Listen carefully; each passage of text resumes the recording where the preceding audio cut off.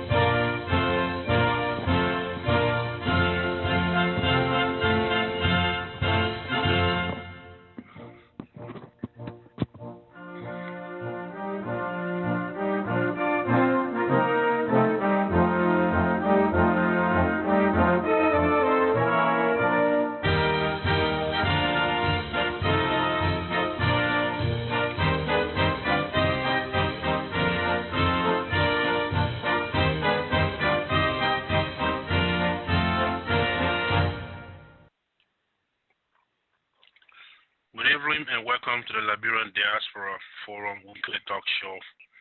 This forum airs every Sunday between the hours of 8:30 to 11:30 Central Minnesota time. My name is Kafumba and I will be your host or moderator tonight. Our guest tonight is Honorable Seyon Nyanwleh.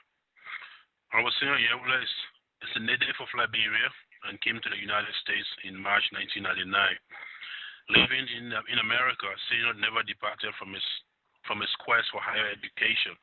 He graduated with magna cum laude, earning a Master's of Science degree in General Human Services with specialization in Social and Community Services from Kampala University, a Bachelor of Arts degree from the University of Minnesota, double majoring in Political Science and Global Studies and minoring in African Studies, and an associate degree of Applied Science in Computer Information Technology from the High Tech Institute. As a community leader, Seyon is a member of the Metropolitan Park and Open Space Commission representing Region A, which includes cities such as Maple Grove, Brooklyn Park, Crystal, New Hope, etc. He is formerly an at-large member of Parks and Recreation Commission, City of Brooklyn Park. In the last 6 years, Seyon served as an active member of the Multicultural Advisory Committee, a subsidiary of the Joint Community Police Partnership, Community Relation of Brooklyn Park and Brooklyn Center Police Departments. He is a member of the Planning Committee for the City of Brooklyn Park, titled DAS Annual Festivity, and his organization, let me back up here. He's a member of the Planning Committee for the City of Brooklyn Park entitled DAS Annual Festivity. His organization coordinates the soccer event. He was also a member of the Strategic Planning Committee, Community Collaboration Council, and member of the Mission Forward Task Force of Ossia Area School District number 279. Additionally, Honorable Seyon is the Executive Director and co-founder of the Mount No Sport and Social Association, Incorporated, ASSA for short, was founded in 2007 as a non-profit organization based in Brooklyn Park. Its mission is geared towards building a vibrant community through civil engagement, relevant sporting and social activities, thereby providing positive leadership skills to the children and youth. Seyon is a humble leader and has a heart for community advocacy and organizing. Many refer to him as a compassionate student of politics. Honorable Seyon has received many awards. Among his many achievements and awards, Seyon was the keynote speaker 2012 at the annual Liberian Night in St. Cloud State University. He was also the speaker recently 2012 at the Dr. Martin Luther King Jr. birthday celebration hosted by Zennywood Recreation Center, City of Brooklyn Park. He's a recipient Recipient of a Certificate of Honor 2011, the Northwest Award presented by Northwest Hennepin Human Services Council in recognition of outstanding volunteer effort and investment in Northwest Hennepin County.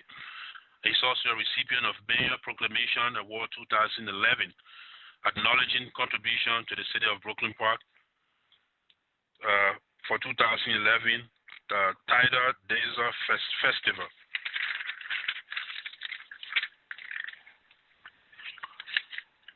Honorable Seyon, Upper Midwest. He's also a member of Upper Midwest Human Rights Fellow 2006, working on the Liberian TRC Diaspora Project, coordinated by the Advocates for Human Rights, previously Minnesota Advocate for Human Rights. He's a two-term president, 2005-2006, of African Student Association, ASA for short, at the University of Minnesota. Vice Chair, 2005-2006, Student Senate, University of Minnesota. At-large member, 2004-2005, Minnesota Student Association, University of Minnesota. Board member, 2005, Liberian Student Association, LASA at the University of Minnesota. Student Liaison 2004-2005, African Student Association to Black Student Union at the University of Minnesota. He's an active member. He was an active member 2003 and 2005 of United Nations and International Global Studies Student Association, University of Minnesota. The one thing Seyon is known for is his love for children and his passion for community service. Seyon is a loving parent. Please join me, ladies and gentlemen, and let's welcome our guest tonight, Honorable Seyon Nyanwleh. Honorable Seyon? Yes, sir. Welcome to the Liberian Diaspora Forum. The show is yours, sir. Give me a second. As you know, as usual, Honorable Seyon will be giving anywhere between 15 to 20 minutes to make his presentation on the topic at hand tonight, which is the need for the implementation of the TRC final report in Liberia. So he will make a brief presentation, and from there we will begin entertaining questions. The one thing I will do differently tonight, though, normally we allow our guests to speak before we start entertaining questions, but tonight I'm opening your line right now. So even while he speaks, you may begin entering your request. You can dial *61 at any time. Remember, we will take those questions on the first come, first served basis. So you may begin doing so as Honorable Seyon, takes the floor. So you're welcome, Honorable Seyon. Go ahead and make your presentation, sir.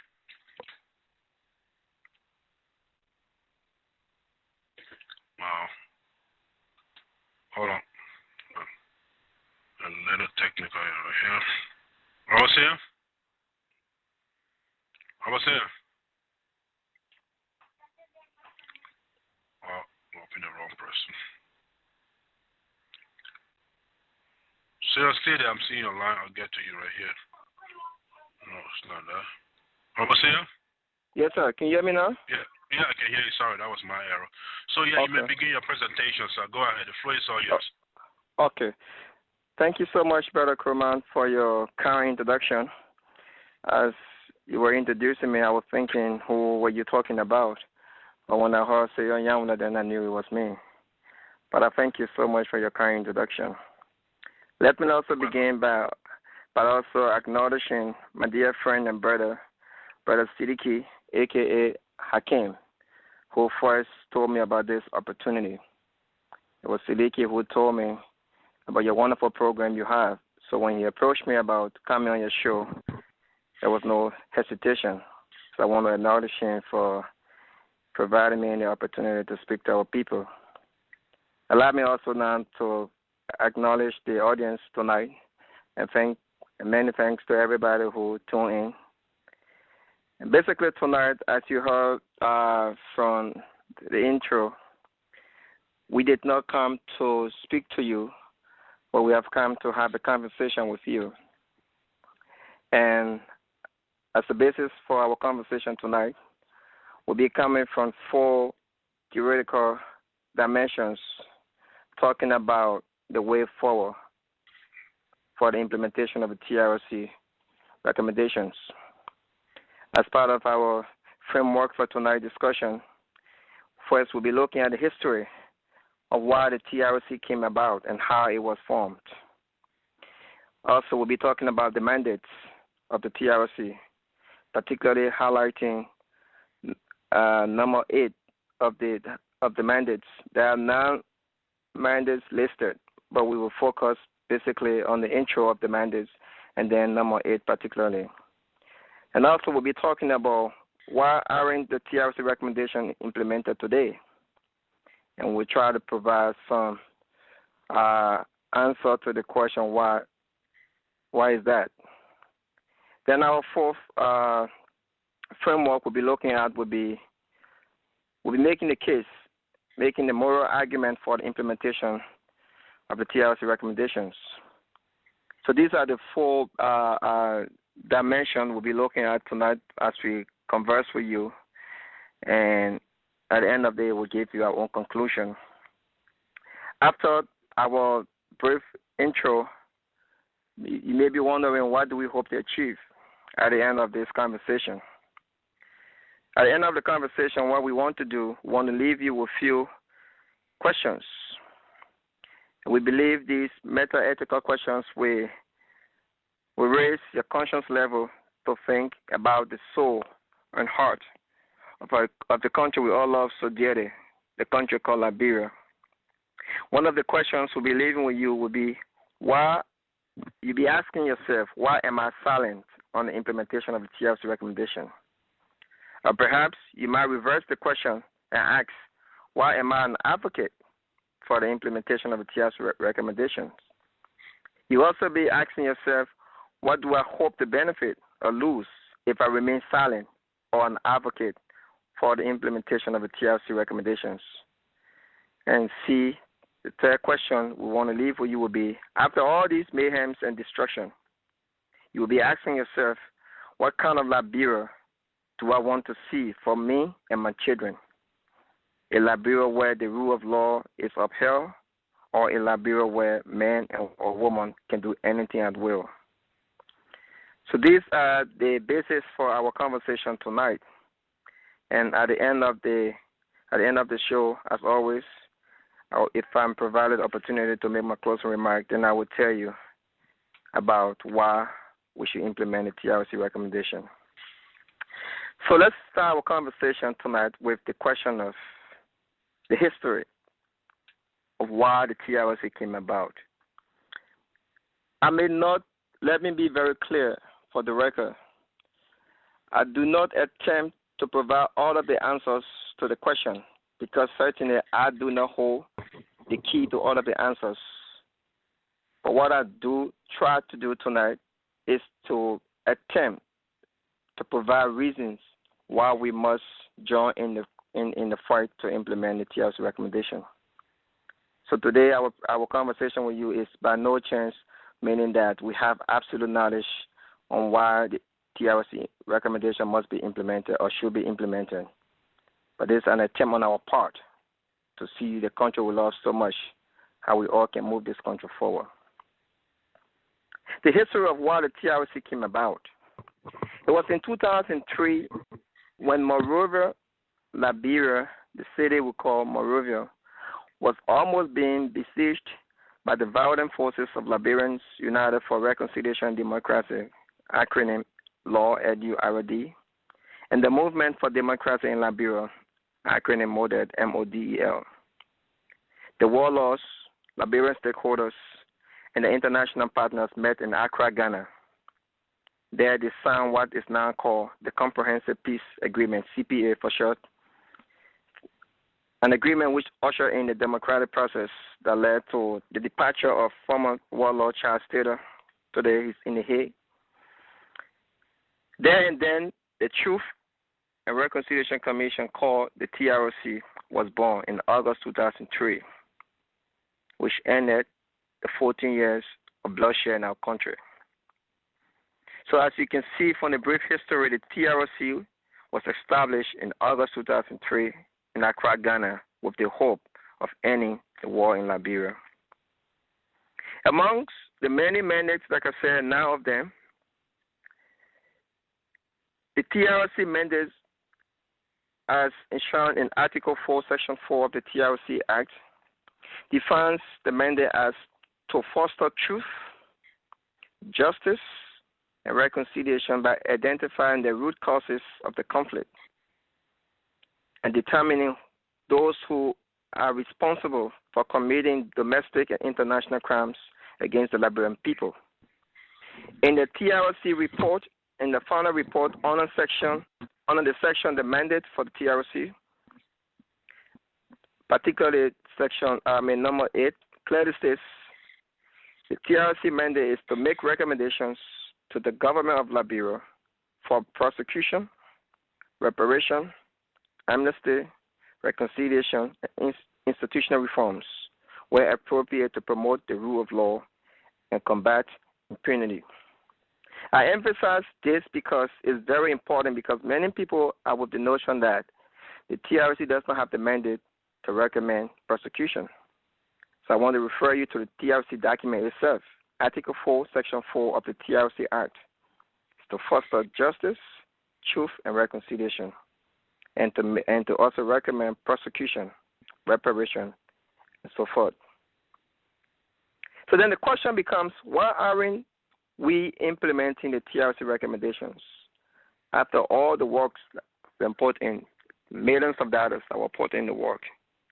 Even in the TRC acknowledgement, Chairman Verdier, in his letter to Liberian people and the TRC, profoundly thanked Her Excellency Madam Ellen Johnson Sirleaf not only for the government of Liberia's support financially, but for allowing the space to happen, the TRC. I mention this because, as you will see through our conversation, one of the impediments for the implementation of the TRC recommendation borders on the so-called banning of permanent people, including Madam Ellen Johnson Sirleaf herself, for 30 years in public offices.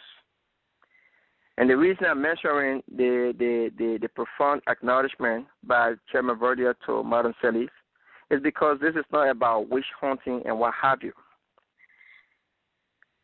But why aren't we implementing the TRC recommendation? From my own vantage point, I will argue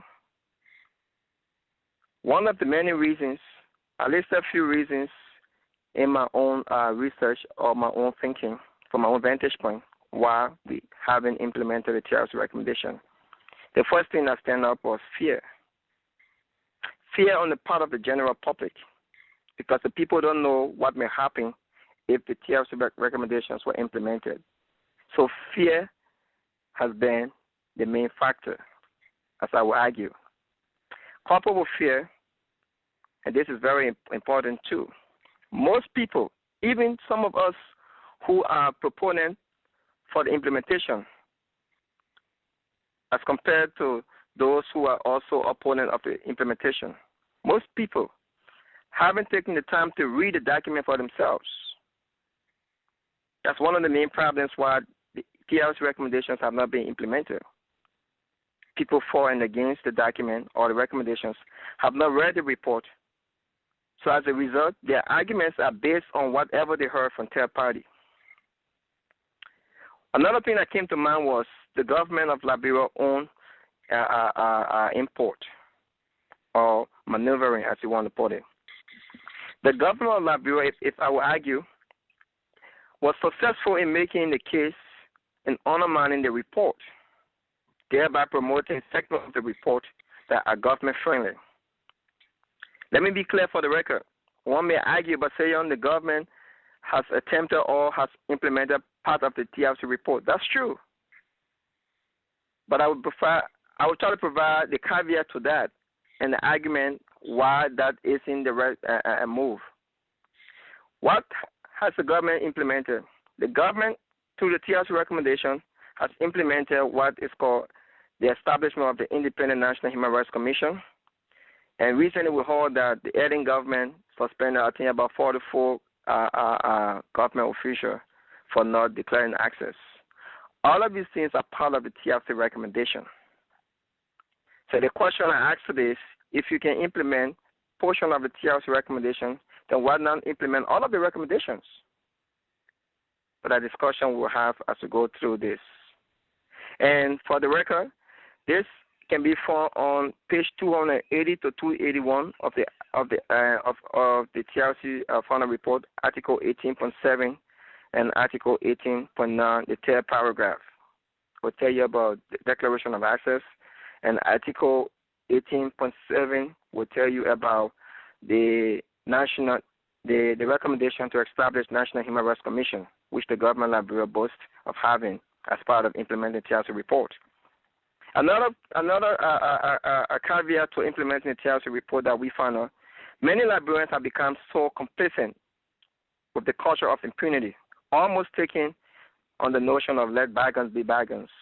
In the former Liberian saying, let it be, with the same people, I leave my own to God, because the culture of impunity is so ingrained in us. So as a result, we don't care if the TRC report is implemented or not, because we think life is okay for some of us.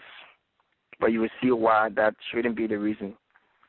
And lastly, we argue that on the part of elected officials and particularly the alien administration, one of the reasons why the reports or the recommendations are not implemented fully is because of sheer politics, lacking the political will and the moral compass to take on the moral high ground and do the right thing so justice can be served.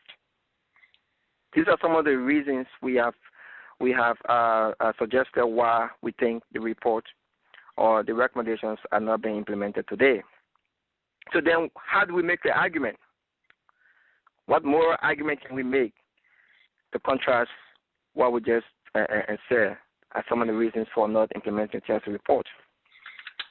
We recognize making the moral argument for the implementation of the TRC report may present real challenge in wake of the ingrained culture of impunity, the wanton violation of human rights abuses that have engulfed our country for years. It's no doubt we are not under any illusion to believe that we can erase the culture of impunity in 1 year time or in few days. But we are confident that the argument we are presenting today through our conversation will serve as the basis for why we should implement the TRC report. And if we did, we hope they accomplish the following. If we implemented the TRC report, we argue it will give hope to the hopeless, leaving people hopeful that they can trust the government again. We also believe if we did, it will help revive and strengthen our institutions, our family, our judiciary system, our educational sector, and more. We also believe if we did, it will help restore confidence in the rule of law and enhance our security sector. It will give bone to our emerging economy and, of course, encourage competition in trade. That's what the TRC recommendation will do if implemented. It will promote our image and standing among the Committee of Nations, thereby enhancing our credibility with other nations. We also argue it will ensure accountability, provide a sense of security, knowing that no man or no one or no woman is above the law. It will serve as deterrence and improve the livelihood of all Liberians. Above all else, we believe in our heart, if implemented, the TRC report will serve, justice will be served, and justice will help end the culture of impunity and arrogance that we see amongst public officials at times. So then what do we have to offer? We don't have, again, we argue, one of the things we can do is to leave with you the question, where do you stand?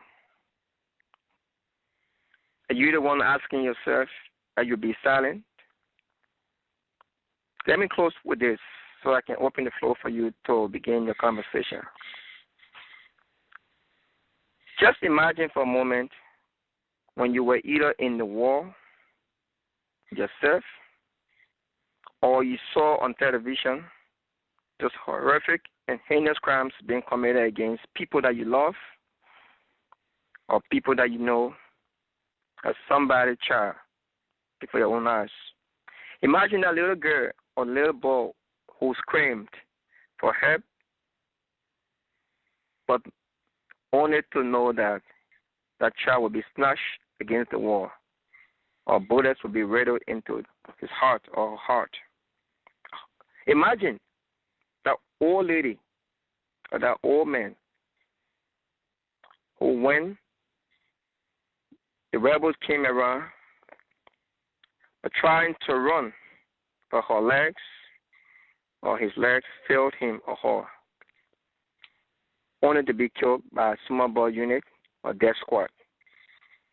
Imagine when you or somebody you know were tied or tied up and almost gave up the ghost, not knowing what may happen to him or her. Guess when you almost gave up that ghost, and then the good Lord saved you, because knowing that it wasn't your time, and you got up and flew. Just imagine the folks that you knew that couldn't be here today, but you are on this conference tonight to tell their story. If nothing else matters to you for implementing or being the voice to open or to call for the implementation of the TRC report, just one thing I want to leave for you tonight as I listen to you and try to respond to your questions. You are only here today as the survivor of the bloody civil war because the good Lord has a purpose for your life. Don't take this for granted. So you should charge yourself with the responsibility to be the voice of the voiceless, because only you and me can make the difference. If we don't call for the implementation of the TRC report, it becomes another document. Yes, brothers and sisters, compatriots, people die to help us to be where we are today. That's why we must stand up for them. I thank you for the opportunity. Thank you, Honorable Nyanwleh. Thank you for your brilliant deliberation. So, once again, ladies and gentlemen, if you're just joining us, we want to welcome you to yet another edition of the Liberian Diaspora Forum. This is a weekly show. It's every Sunday night between the hours of 8:30 to 11:30 p.m. Central Minnesota time. Tonight, we have the privilege of being in company with Honorable Seyon Nyanwleh, and you just saw him well. So you may begin making your entrance. If you have any question, comment, or concern at this time, now is just the right time to dial *61, and then we will open up your line. Already I'm beginning to see questions lining up here, so you might want to add your name to that. So I was saying, I'd like to begin, the questioning process here. So the fact that you alluded to the fact that part of the TRC report, have been implemented. And so I would, what would you say if someone argued that that was just the beginning of the process? I mean, it has to start somewhere. The mere fact that some portions have been implemented, should we see hope in that, thinking that, or believing that that might just well lead to the implementation of the whole? Brother Kromah, that's a beautiful question. And the reason I provided that information because I wanted to have a balanced discussion.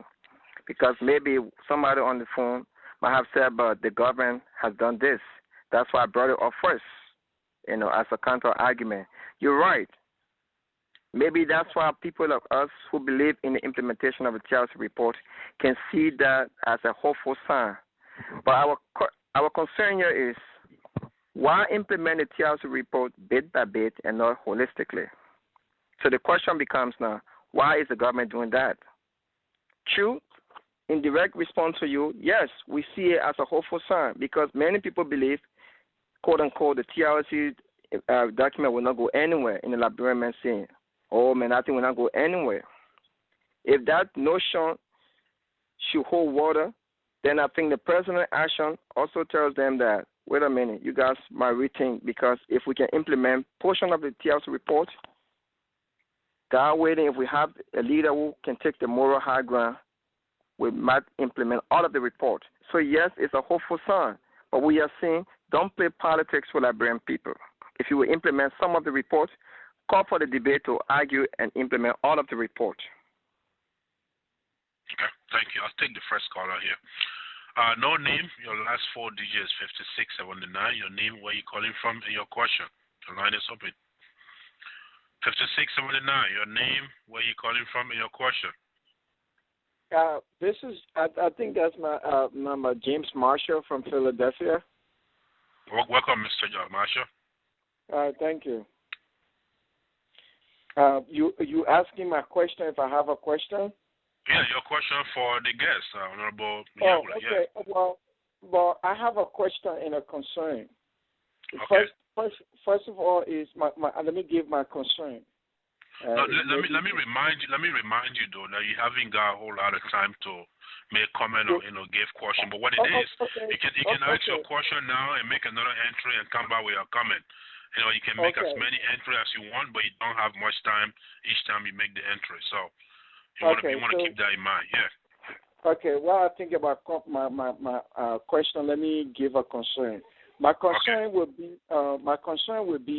I mean, it is very important that Liberia get justice. There is no way on earth in today's century that we live in that the people that have died in our country would just be swept underneath the rug, and people just say, oh, we can, like he was saying, we will say bygone be bygone. Bygone be bygone does not solve our problem, especially the way the people who did these things to us see the opportunity to run the country and not even considering the people who they even hurt. And like if you follow my, one time I wrote I analyzed the 2030 vision of anybody who's been going around the internet probably saw it. It is very important that for Liberia to move forward. It is not if, it's very important that Liberia get justice because you cannot have a vision for that country and the people who are hurt, you can't reach out to them. There is no way it's gonna work. We'll just be fooling ourselves, Okay, thank you. Honorable Nyanwleh, you got anything to add to that concern? No, I think the brother is on mark. And one of the things I wanted to mention, he made mention about the Vision 2030. He said in the right. As I've taken the time to read the TRC report, of course, it's 368 pages. I didn't read through all of it, but I went to a segment that is very important to the argument we made today and for the future of Liberia. I would argue the Vision 2030 would not cover the work that the TRC has done. The TRC report is truly the blueprint and roadmap for a true Liberia. All it needs, people like you, myself, and the brother from Philadelphia who just spoke, people of goodwill, to ask themselves this hard meta-ethical question: why am I silent? Or why am I an advocate? That's the question we should be asking ourselves. So the Vision 2030, if you took your time to read the TRC recommendation, you would come to agree with me that TRC recommendation covers everything. So that Vision 2030 is just another maneuver on the part of the government to honor, like I said, one of the reasons why the report and hasn't been implemented is to honor the report. So Vision 2030 is getting towards that.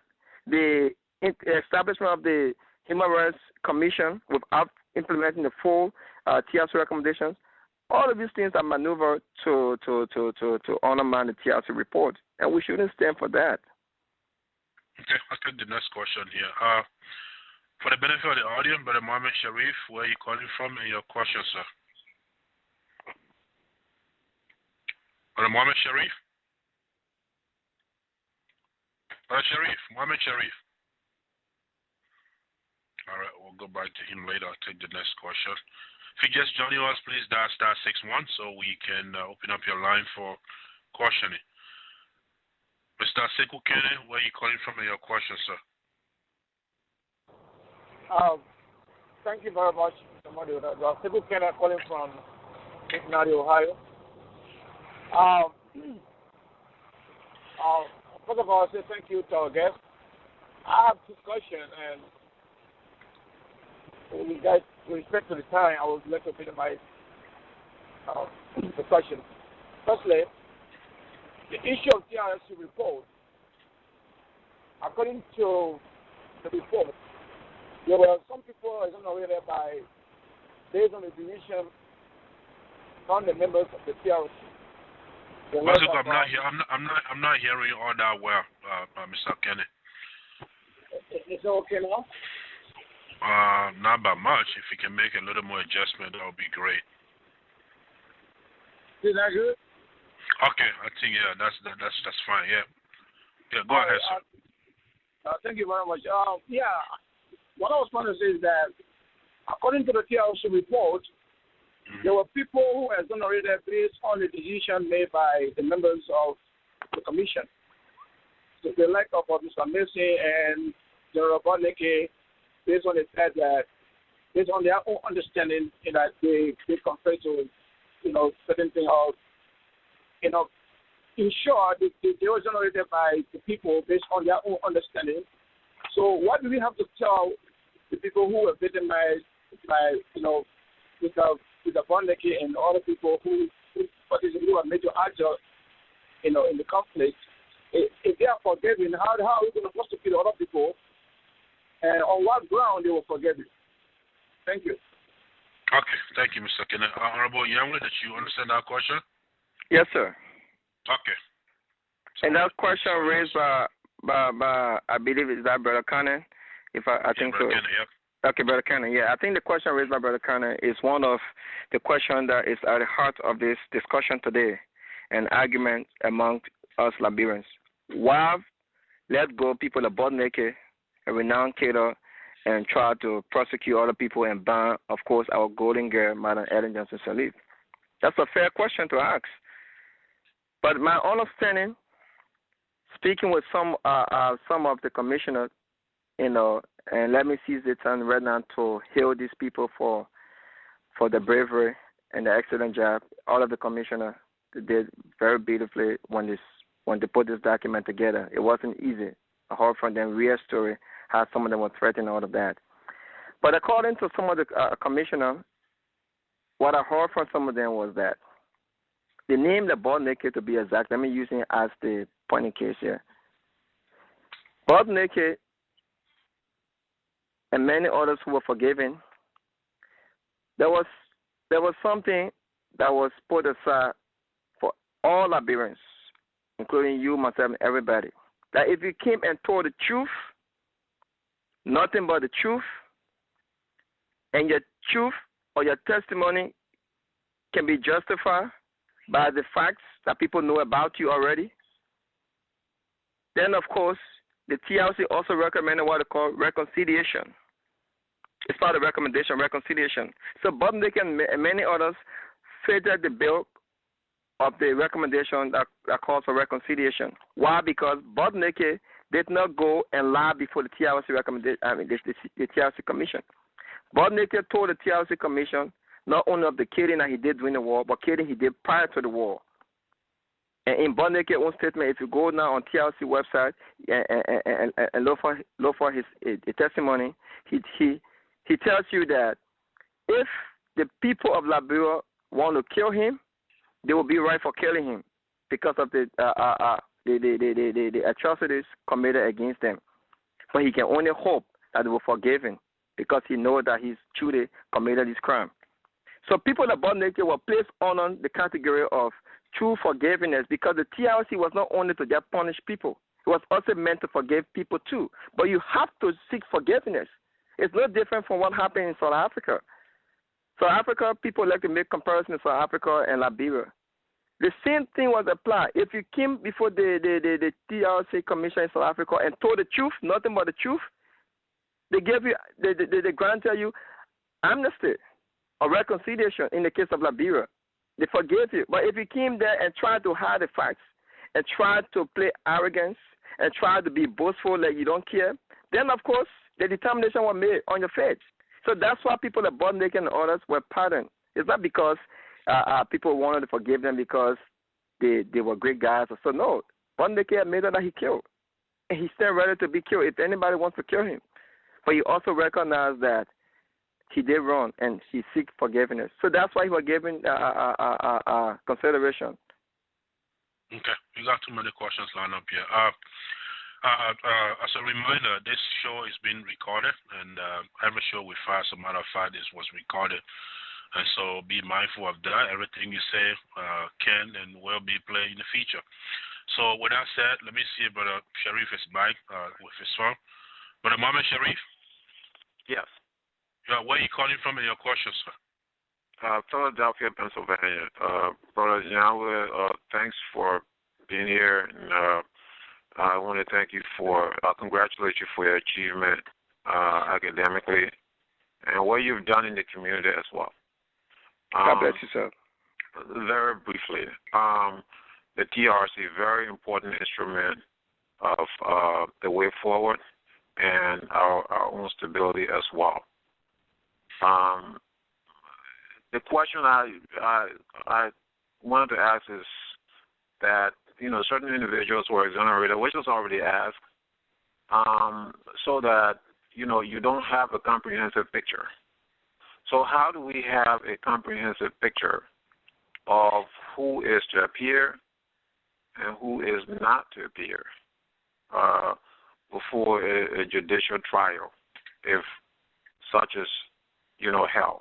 I do have a limited time. I thought this would have been a conversation, but I have a limited time, so I'm going to just ask one question. Maybe I'll come back on and ask the second. But thanks for your time, and once again, thanks for all you've done. Thank you, Brother Sharif, especially so. Thank you for being mindful of the time. Yeah, you can make as many entries as you want.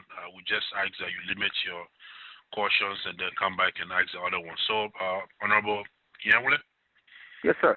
Yeah, no, let me start by thanking Brother Sharif for his acknowledgement. Thank you, sir, and God bless your heart. Our achievements for us, our community, our family, and the world as and as a whole. When we achieve, we get back to the community, and that's why you heard from intro my community services, because God has given us opportunity to serve. So we are very blessed to serve. But thank you for acknowledging that. Now, with the question you asked, again, going back to the previous question and let you emphasize, that's the question at the heart of this TRC recommendation as well. Again, I want to say, if any member of the TRC commission is on tonight to, Brother Kromah, you may, allow the person to speak on this too. But I believe every Liberian was given opportunity. I want to emphasize, every Liberian was given opportunity to appear before the TRC. To the record, over 17,000 Liberians were interviewed, testified, went before the TRC. So it wasn't any special favor given to one group over the other. We all had the opportunity to appear before the TRC. That's why the TRC even came to us in America, because some of us were in Liberia, so the TRC make conscious effort to come to us in the diaspora, Nigeria, Ghana, London, America, and all over the place, because the TRC wanted to hear nothing but the truth. So if you went before the TRC, instead of telling nothing but the truth and try to circumvent the truth, then the TRC determine your fate. So that's why you see people in different categories. Okay. I'll take the next question here. No name, 5600-5600. Your name, where you calling from, and your questions. 5600-5600. Your name, where you calling from, and your question. Well, how do we know our number? I just got the last four number, 5600. That's it. That's your last four digit, right? Well, I just pressed 5600. Okay, I didn't know that you go by the last digit of the telephone. Sorry, I came late. Yeah, well, some numbers come with names, others come with just numbers. So I try to call the last four digit with the numbers that don't come with names. Oh, okay. Okay, yeah. Thank you, brother. Could you tell us your name, where you calling from, and your question, sir? This is Patrick Weir, the Executive Director of the Liberian Human Rights Organization. Oh, welcome, Mr. Weir. I just want to say thanks to the organizers and to our guest of honor, Comrade Nyanwleh. I may have question later, but let me just add on to some of the things that Brother Nyanwleh said and some of the things that I have suggested to the advocates for the implementation of the TRC report. There have been pitfalls, And as a human rights advocate, I vowed never to support the entire implementation of the TRC report because it will also be a violation of the rights of other people. My approval for that. One,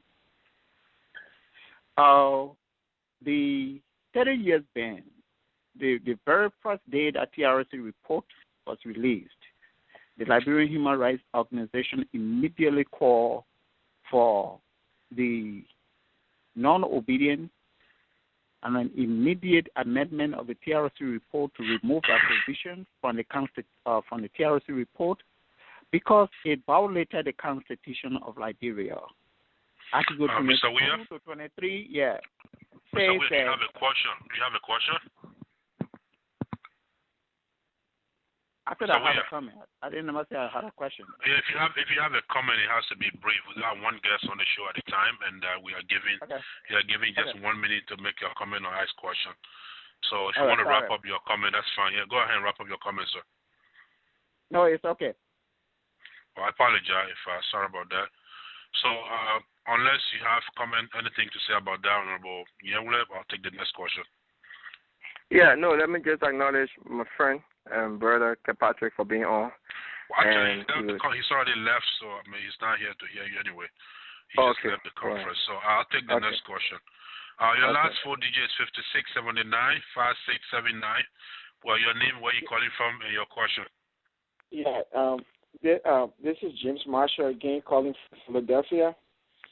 My question is, my question is, I mean, I want to know how a real sincere person, a true Liberian, who was not told, and the people, certain group of people went and sat in the corner, organized war on us, and just came. I mean, person by person, and running the country, one warlord after another warlord. How would they see the people? How do we see the people they kill, or we some of us were the victims? Will feel if they are running the country and enjoying the resources, the rest of the people that they hurt right in their face still suffering, and they're not even doing or even thinking about anything. But they, everybody gave it that they play their game.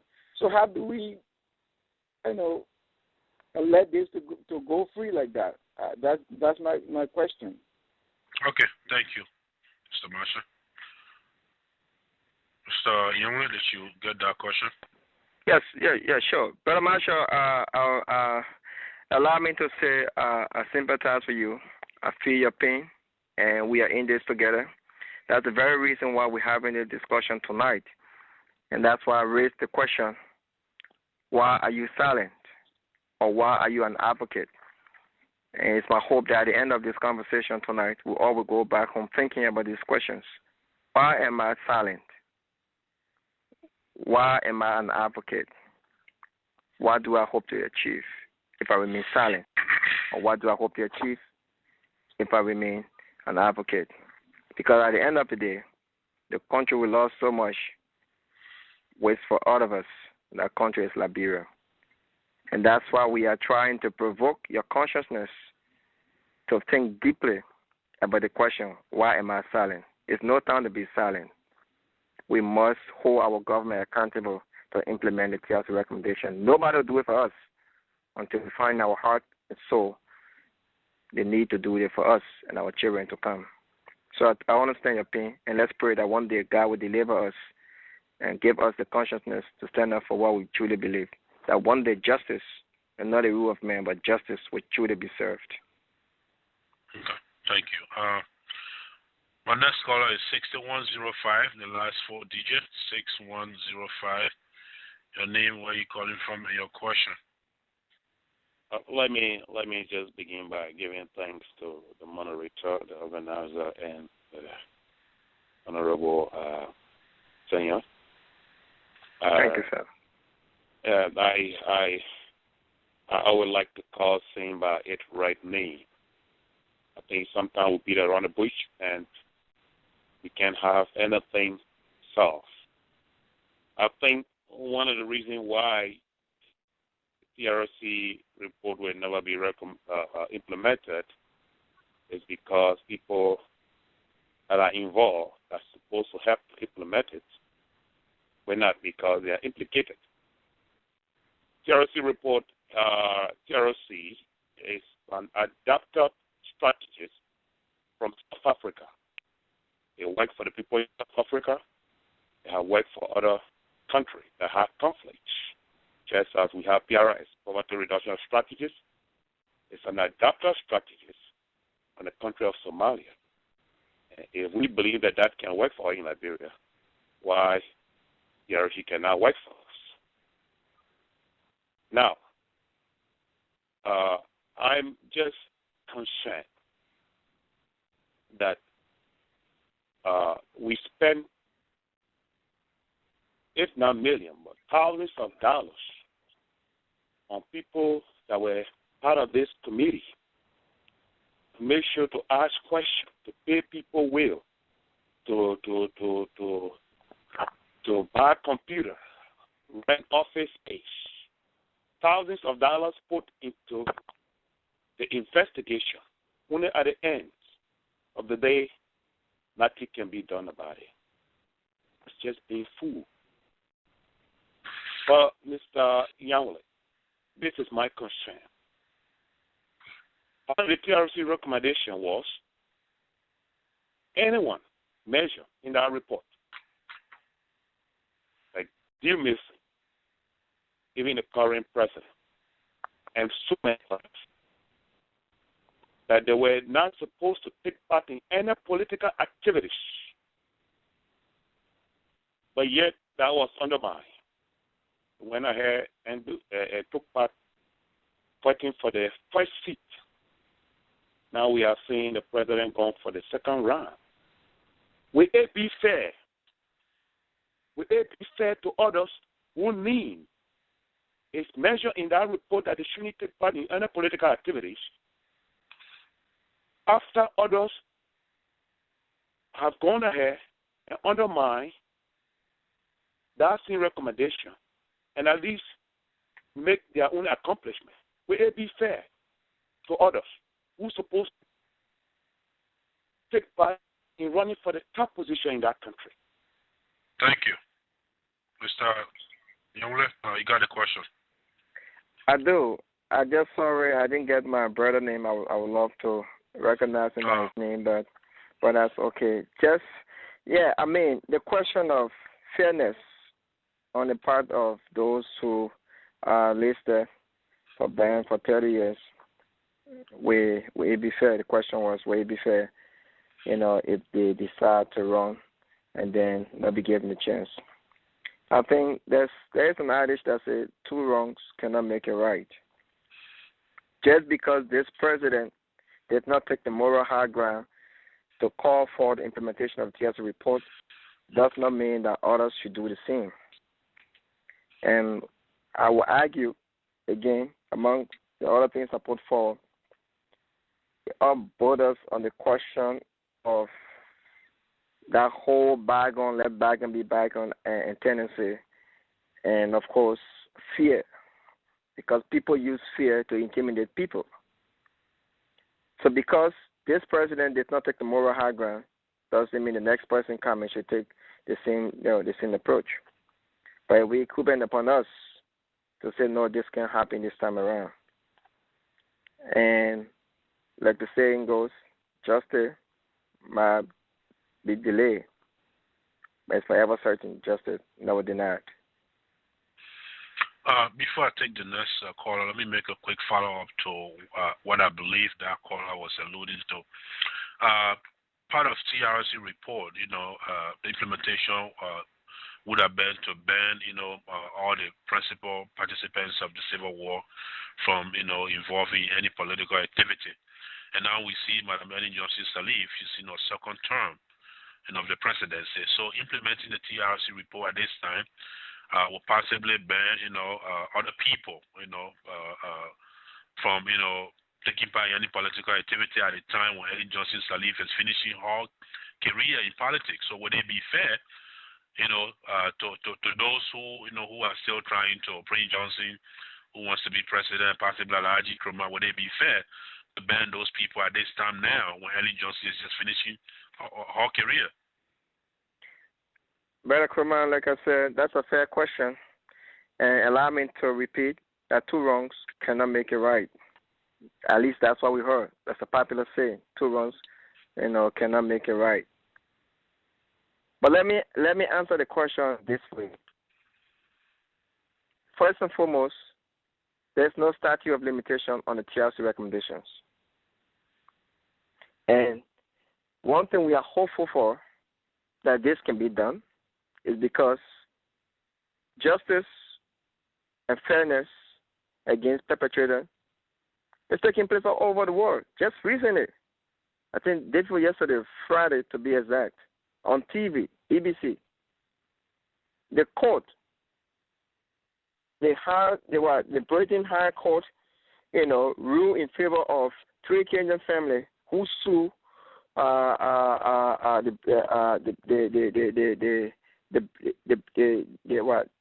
British government for the colonial rule and abuses during the Mau time. More than 50 years ago, just yesterday, justice was served. So there's no statute of limitation. Yes, evil men and women will come and do evil. Some of them even die in the process. May God have mercy on them and let He decide what's good for them. But once we are determined to implement the Truth and Reconciliation Commission report so that Liberia can truly realize peace. I'm not talking about fragile peace. I'm talking about peace and lasting peace. It takes all of us, in our hearts and our soul, to do the right thing. So because Ellen did it today, doesn't mean when I come there I should do the same thing. It will take people of moral conscience who truly believe in the rule of law and wanting to see true justice be served against those who perpetrated mayhems and crime against our people. So there's no limit, there's no statute of limitation. So the answer of fairness and the question of fairness and not fairness, no, two wrongs cannot make one. Okay, the next caller here, Mr. Manu Belete, where are you calling from and your question, sir? Mr. Belete. Yes, thank you very much, Honorable Moderator. This is Manu Belete calling from Madison, Wisconsin tonight. Yeah, actually, don't you think, Honorable Guest, that the TRC recommendation is unconstitutional, given the fact that Article 21 says, I tend to be correct about, I'm reading for the Constitution. I don't have anything before me, so let me just read what I have for the Constitution, that no person shall be deprived of life, liberty, except as the outcome of a court of a hearing in a court of competent jurisdiction. Okay, by recommending that people be banned from politics, don't you think that is taking that right? That's the first thing. Secondly, the right to pardon. The right to pardon, I think that's a presidential power under our law.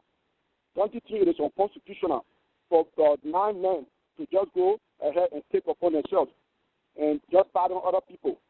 And what is the yardstick they use to determine whether this person is saying the truth? Did they have any lie detectors? And finally, don't you think the whole commission's report should be considered unconstitutional, given the fact that Article 2 of the Constitution says that this law is the supreme and fundamental law of the Republic of Liberia? Any law, treaty, act, custom, formed against it to be unconstitutional, shall to the extent of the inconsistency be for and of no legal effect. I'm sorry that I'm trembling a little bit because I'm standing outside and it's very cold in Wisconsin. Thank you. Thank you, Mr. Belete. I'll keep you here, though, just in case you need to clarify. So, Mr. Nyanwleh? Yes, sir. Yeah, so I think Mr. Belete raised serious constitutional issues. And he's right, according to the Liberian Constitution. But I hope Mr. Belete will also agree with me in that the TRC and the non people he referred to are just non-people just come together. They are not just non-people who decided to write a TRC recommendation. They were empowered and supported by this very Constitution that he's quoting. The TRC wasn't did not create out of vacuum. It wasn't formed out of nightmare. It was constitutional provision enacted by law that created this very TRC. So the TRC is not contravening the law. It's only acting within the confines of the law. So what the TRC did is nothing outside the law, because the first thing, the very act of existing, was based on the law. So how can the same law create you, then the same law contradicts you? I haven't seen that before. It's not just a bunch of men. They say, brother Kromah, let's come and form our team. No. There were people who were selected, vetted, approved, and supported by the very government. What is shocking, this is where the true impediment of the TRC recommendation stands. It's unheard of in the history of Liberia to find a group of people who are sanctioned by the very president to come back and tell the very president, say, man, or papa, what you did wasn't right, though. But based on what you told us to do, on our recommendation or funding, we say if we did this, then the country will be free. It's unheard of. For you to chastise your own boss, it's unheard of. Unimaginable. It never happened before in the Liberian context. For you to hold your boss accountable? No, not the country called Liberia. That's what the TRC did. The very elegant sincerity that supported the TRC with funding to do the work. I was seeing TRC turn around and say, man, thank you for the money you gave us. But based on the way forward for true peace to come in Liberia, this is what we think is going to happen. So not a bunch of people who just got together because they feel good, or they were having pepper and soup, or maybe they were dancing around the field. No. These are people who were sanctioned by the law of Liberia. But he raised a very good question. Okay. I think he just made an entry again to make a follow-up. Okay, we'll entertain his follow-up, and then we'll take a quick break, and then we'll come back and continue from there. Mr. Ability, go ahead with a follow-up. Please be brief, sir.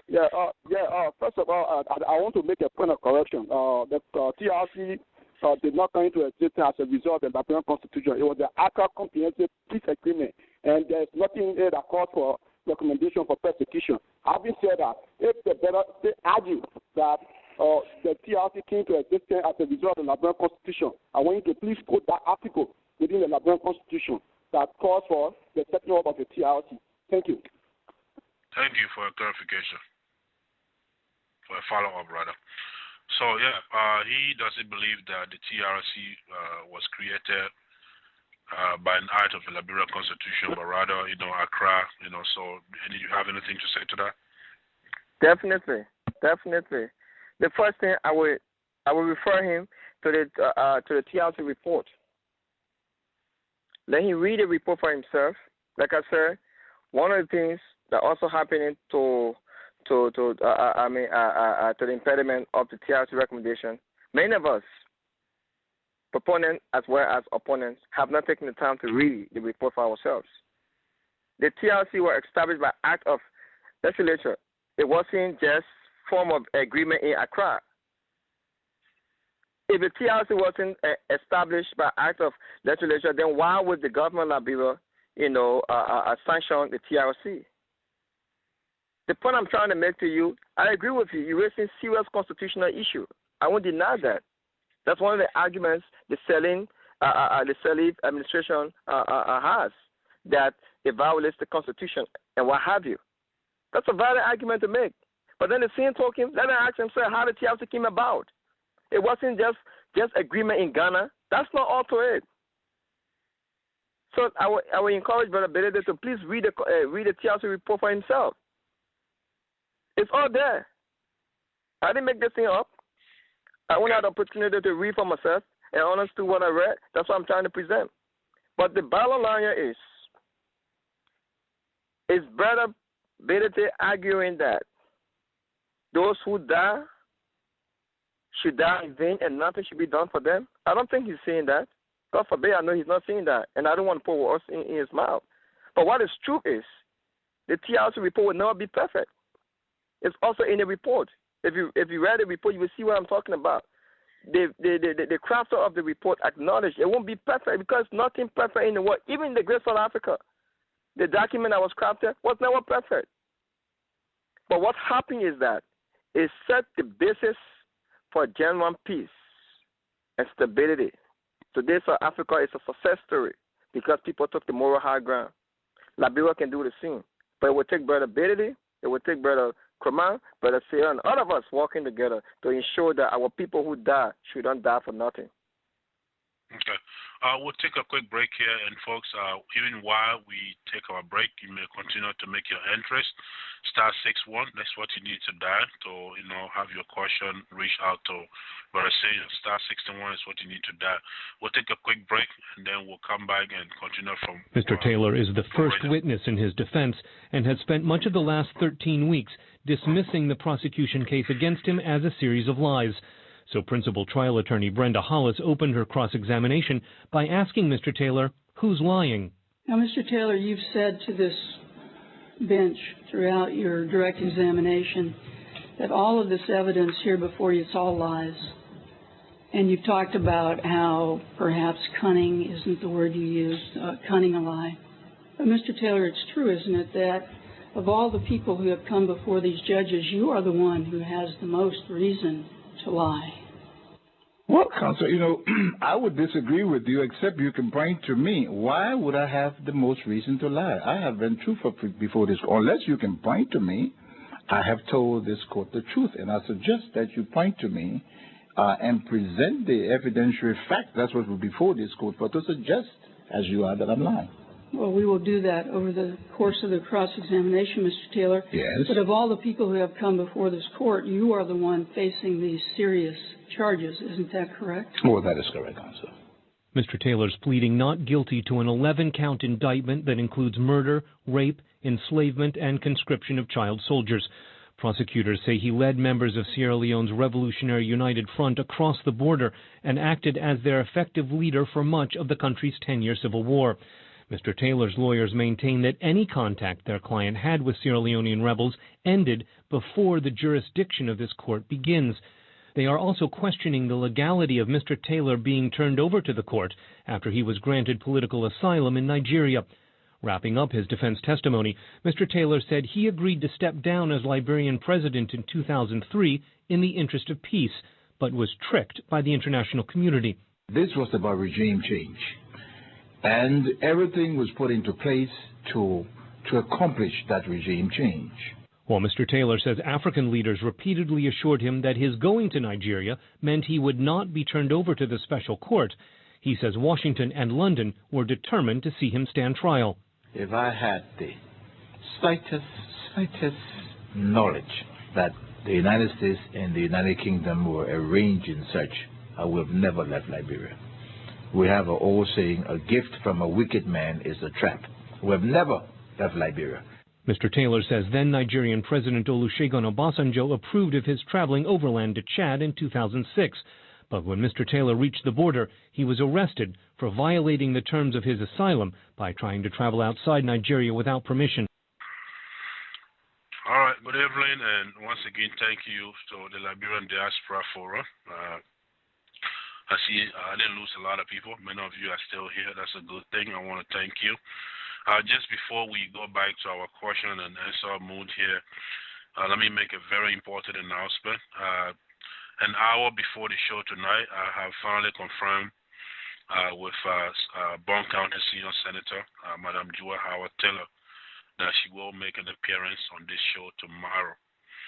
As all of you know, we've had a couple of special editions on Monday, but what's different about the Senator's special appearance is that she wouldn't commit herself to anywhere between 45 minutes to an hour, no more than that. And she will also be appearing at the much earlier hours of the day instead of the regular evening programming. So Joy Howard Taylor will be with us tomorrow. She'll be here at 3 p.m. Minnesota time, and that will be 4 p.m. on the East Coast where she's currently traveling. So we want to remind you, also we want to plead with you to please join us tomorrow. The same numbers you have, the same access call, you keep them and log on to this forum tomorrow at 3 p.m. if you have the time. We will have former First Lady of Liberia and now Senior Senator of Bon County, Madam Joy Howard Taylor will be with us tomorrow. So with that said, I'll take the next question here. I believe this is well, I can't remember names much. 5679. I think you've been here before. You just made a comeback. Would you please give us your name again and your new question? 5679. Yeah. This is James from Philadelphia again. Okay. This time around, I don't have a question. I have a concern. And my concern is, I also stress that Liberia should have a justice proceeding as a justice, a trial in our country, because it is very important that we have a justice. We are sending out a signal to those who are in the wing and waiting to be copycat to say, oh, the people came here and killed us, they didn't do this to us. They will give them the right to jump in the bush and come again and scatter Liberian people. So it's very important that we must have a justice in our country just to prevent copycats. That's my concern. Thank you. Your concern is well taken. Brother Seyon, you got anything to add to that? Yes, sir. I think the brother is on the money again, because that's one of the reasons why we are having this discussion tonight too, because it's very important for us to see the implementation of the TRC report as a deterrent for who would be perpetrators and who would be rebel rousers. Because even today, speculations confirmed by the special representative of the Secretary of State, Secretary General of UN, in the presence of Ms. Karen Langren. She'd also talk about the concerning border security, because we're hearing that Africa's border, threats of security, at Africa borders and all of that, so that's a serious concern, and this is not coming from me again. This is coming from somebody who is working for another nation, representing the Secretary General, in her report to the United Nations. The special representative of the United Nations, Secretary General Karen Langren, previous Security Council, on the 24th progress report of the Security General on UNMIL, United Nations mission in Liberia, and security, borders, and concern genuine. She confirmed that she's paid to do this, and she's there representing the United Nations. So that's what we're seeing. We're not saying this should be the only reason why we should think about implementing the TRC report. But like the brother Rector said, there are people who are willing to just create more trouble for Liberia. And if we don't implement the TRC report because of our own selfishness and our own,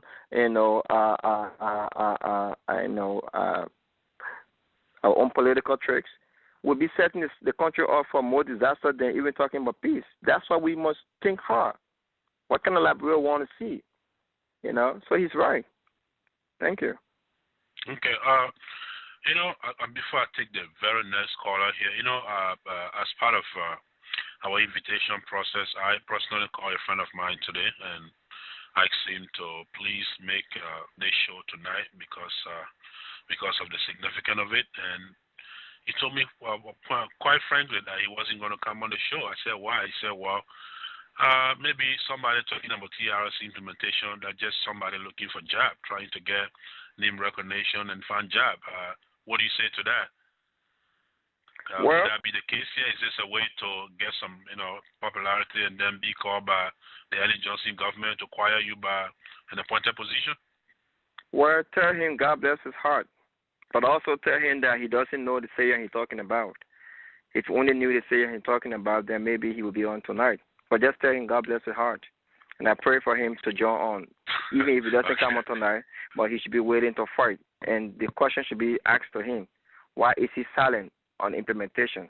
What side does he stand? Yeah. Okay, thank you. Next caller. No name, 7984. I've never seen this area code before, 760. Your last 4 digits, 7984. Where are you calling from? Your name and your question. I'm Jerome J. Radio, and I'm calling from California. Welcome, Mister. Welcome to the forum. Thank you very much, Mr. Moderator. I'd like to commend you and our guest presenter this evening. I've monitored the show, and I think it's being conducted well. And our guests have addressed issues raised very adequately. And I'm very pleased that Liberians can sit together and discuss the future of our country in the light of the TRC report. I am the chairman of the former TRC. I'm Councillor of Radio. And so I'd like to use this time, apart from commending you, or just to make a brief comment with respect to the situation with Bodniki and others. In the public, it has been stated that the TRC granted amnesty. But as our guest stated, the TRC didn't give amnesty, TRC gave consideration. And what we recommended was they not be prosecuted. They didn't say amnesty. And decision to prosecute is the decision of the prosecutor.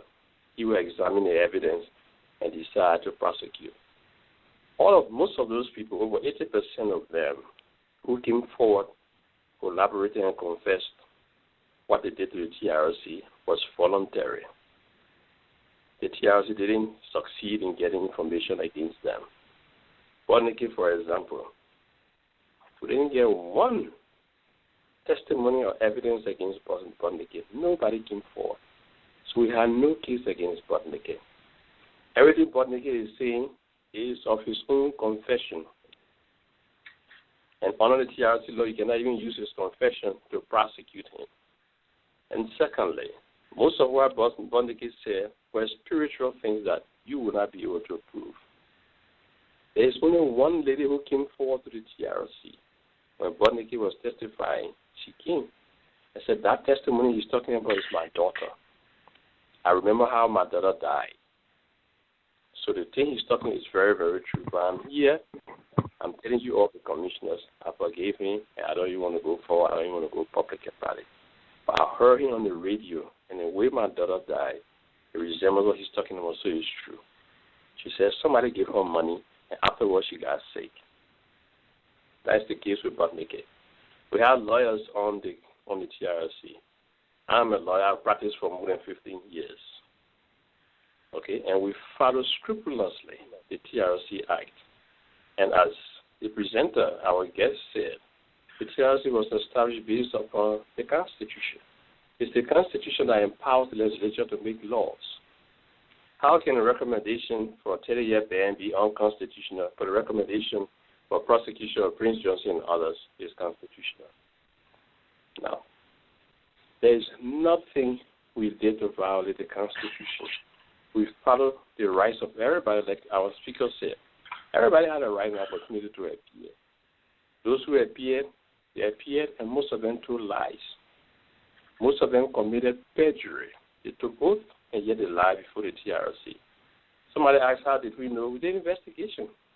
We wrote each one of them, including the current head of state, and saying, this is what we have against you. This is what the information we've gathered. Come and address yourself to it.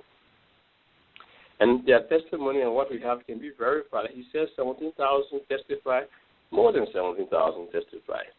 And every evidence we took to be genuine was corroborated by the testimony of more than one person and from around the country. So they didn't act unconstitutionally. To make recommendation cannot be unconstitutional. And all the recommendations were made was provided in the TRC Act to address impunity, to make recommendation for prosecution, to make recommendation for criminal sanction, to make recommendation for political sanction. It's in the TRC Act. That's what we did. How can a recommendation of the TRC violate anybody's rights when everybody had a right to appear? And when the Constitution speaks of due process is not only when you go to court. The TRC was not a court. The TRC doesn't have the authority to implement its recommendations. So how do you violate the rights of Ellen Johnson Sirleaf? Ellen Johnson Sirleaf appeared.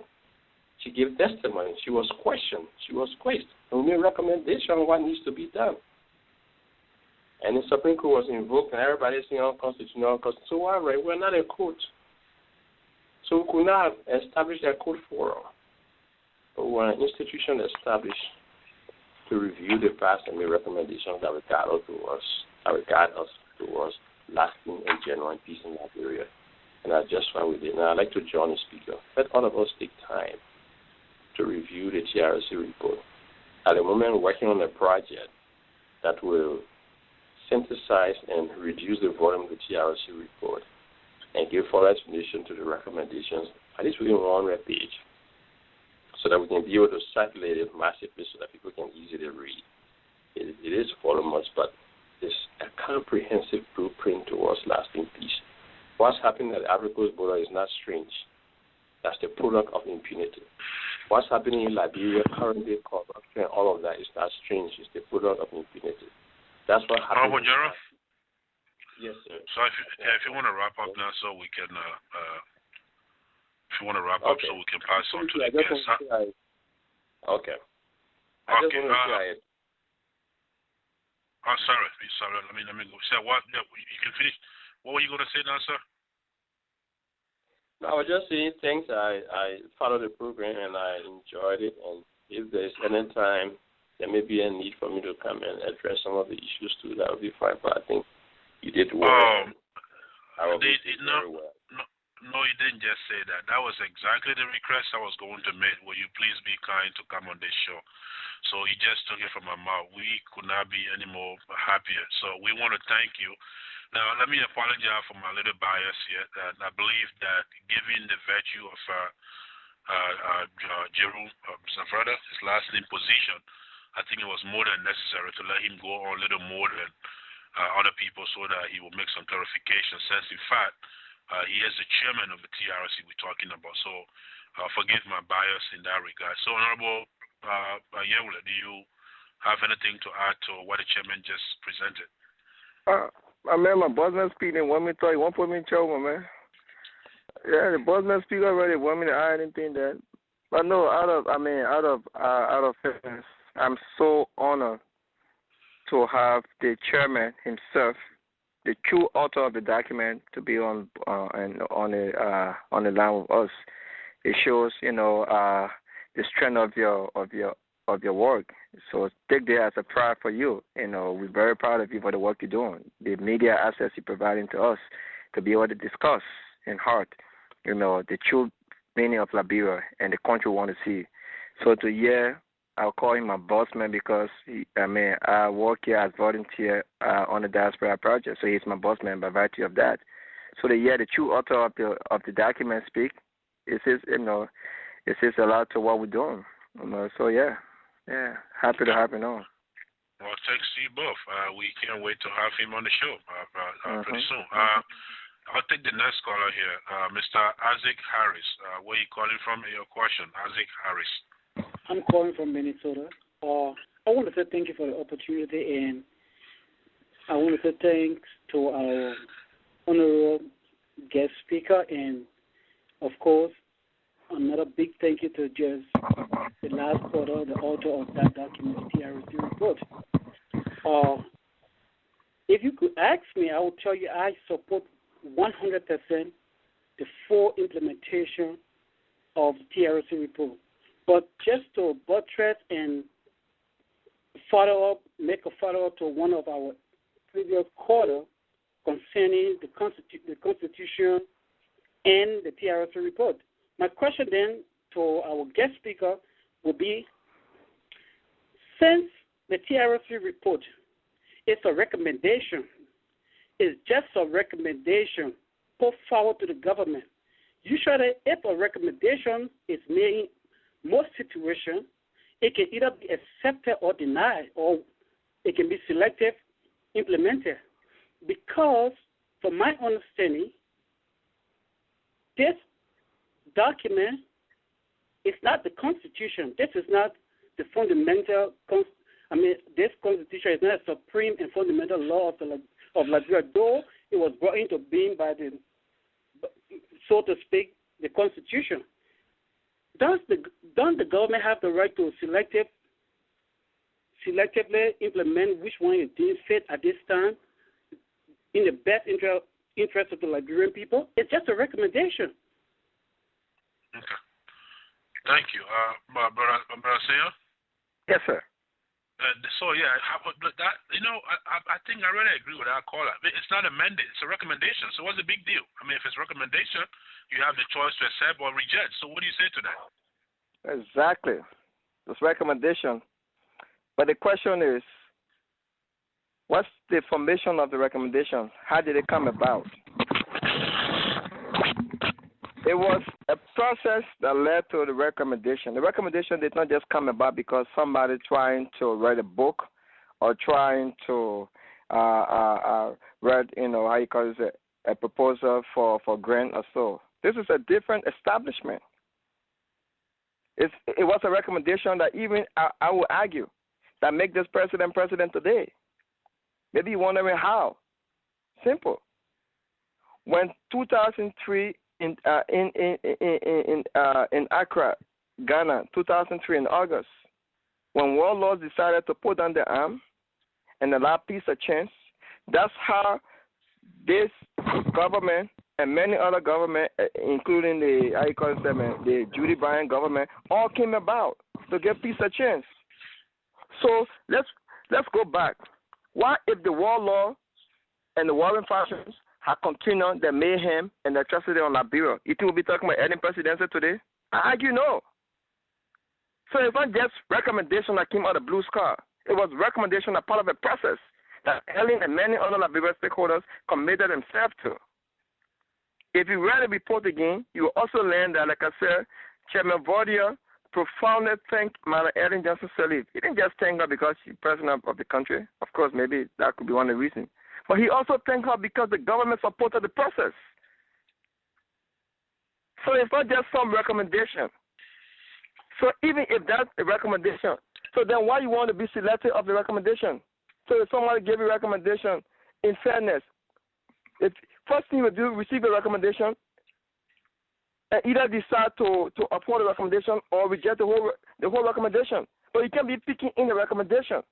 It raises concern and question. That's why we are questioning. Why take the ones that favor you and leave the others? It's all because of political maneuvering, stem on the fear of Liberian people. Let bygone be bygone. That's why the president is doing what she's doing. That's why elected officers who are charged with the duty and responsibility to making sure that these recommendations are upheld are playing, a laid-back attitude because they don't see it in you. They have maneuvered you. They have manipulated you to create the fear factor. Let's bygone be bygone because we don't want to go back to war again. That's the opposite. If we not do something now, may God have mercy upon us. Something bigger may happen. And that's what we're trying to prevent. This is preventive measure we are taking. So the question should be, who am I? Am I the silent one or am I the advocate? That's the question we want to leave with you. Okay. Well said. If you're just joining us, please dial *61. Honorable Seyon Nyanwleh is here with us today. He's talking about the need for implementing the TRC final reports in Liberia. Oh boy, do I have questions lining up here. And so *61 is what you need to dial. We encourage you to please find us on Facebook, Liberian Diaspora Forum.com. We are on Facebook. Please be our friend. Please like us on Facebook. And may I also remind you that tomorrow, 3 p.m. Central Time, Minnesota time, we will have the senior senator from Bond County, Madam Joy Howard Taylor, on this same very program. We ask you to tune in tomorrow, 3 p.m. if you have the time. So, Mr. Mohammed Sharif from Philadelphia had asked his question. He said he had a second question, and I suspect he just came by with a second question. So, Mr. Mohammed Sharif, welcome back to the forum. Where are you calling from and your question? I guess I just said where you're from. So, your question, sir. Yeah, I'm always from Philadelphia. But listen, the chairman was just on, and I'm very happy and thankful to Chairman Verdier for coming in to make some clarifications, to make some additions. Brother Nyanwleh is already doing a great job, so I was very glad that the chairman also came in. But one of my concerns is the fact that certain individuals were exonerated, and certain individuals were were recommended for different sanctions. So, in a way, cherry picking like that is concerning for those who were recommended for sanctions. So I was wondering why that was the case. For example, I can think of Dr. Sawyer. Even with the situation of Butnicki, the chairman mentioned that, all of the statements he made were not corroborated by anyone else. But there are evidences, circumstantial evidences, to indict, someone like Butnicki. I'm sure the chairman knows that. He's a very capable attorney. So it wasn't really hard to indict him. So I was wondering why those individuals were exonerated. And then my second question, if I may, is that right now, what if this administration, which has maybe 4 more years to go, what if this administration decides, which is presumably the case now, that they're not going to implement this report? So is the opposition capable enough of selling this to Liberian people? For instance, you have an opposition platform that says, you know what, we're going to sell this to electors, and we're going to get elected, and once we get elected, we're going to implement this. Is there any opposition party that's very capable enough to sell this idea so that this opposition party becomes the ruling party, takes the executive mansion, or, in fact, the legislature? I know Prince Johnson tried this, but I said it from the beginning. He was not very serious. He wasn't really serious. And when the time came, I knew he wasn't serious. So, in short, these are 2 questions. I know they're very loaded, but, is there a way, is there a chance that it can be done by some opposition party? And then, of course, the first question was, evidences that, let other people off the hook. Thank you. Thank you. Mr. Nyanwleh, did you understand that question well? Yes, I think he asking again to repeat the question, the real question.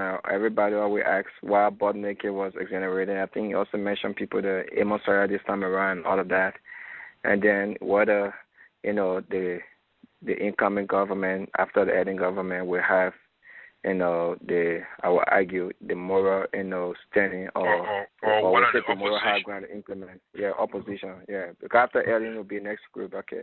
So no. Again, going back to the Butnicki question and the Sawyer and all of that.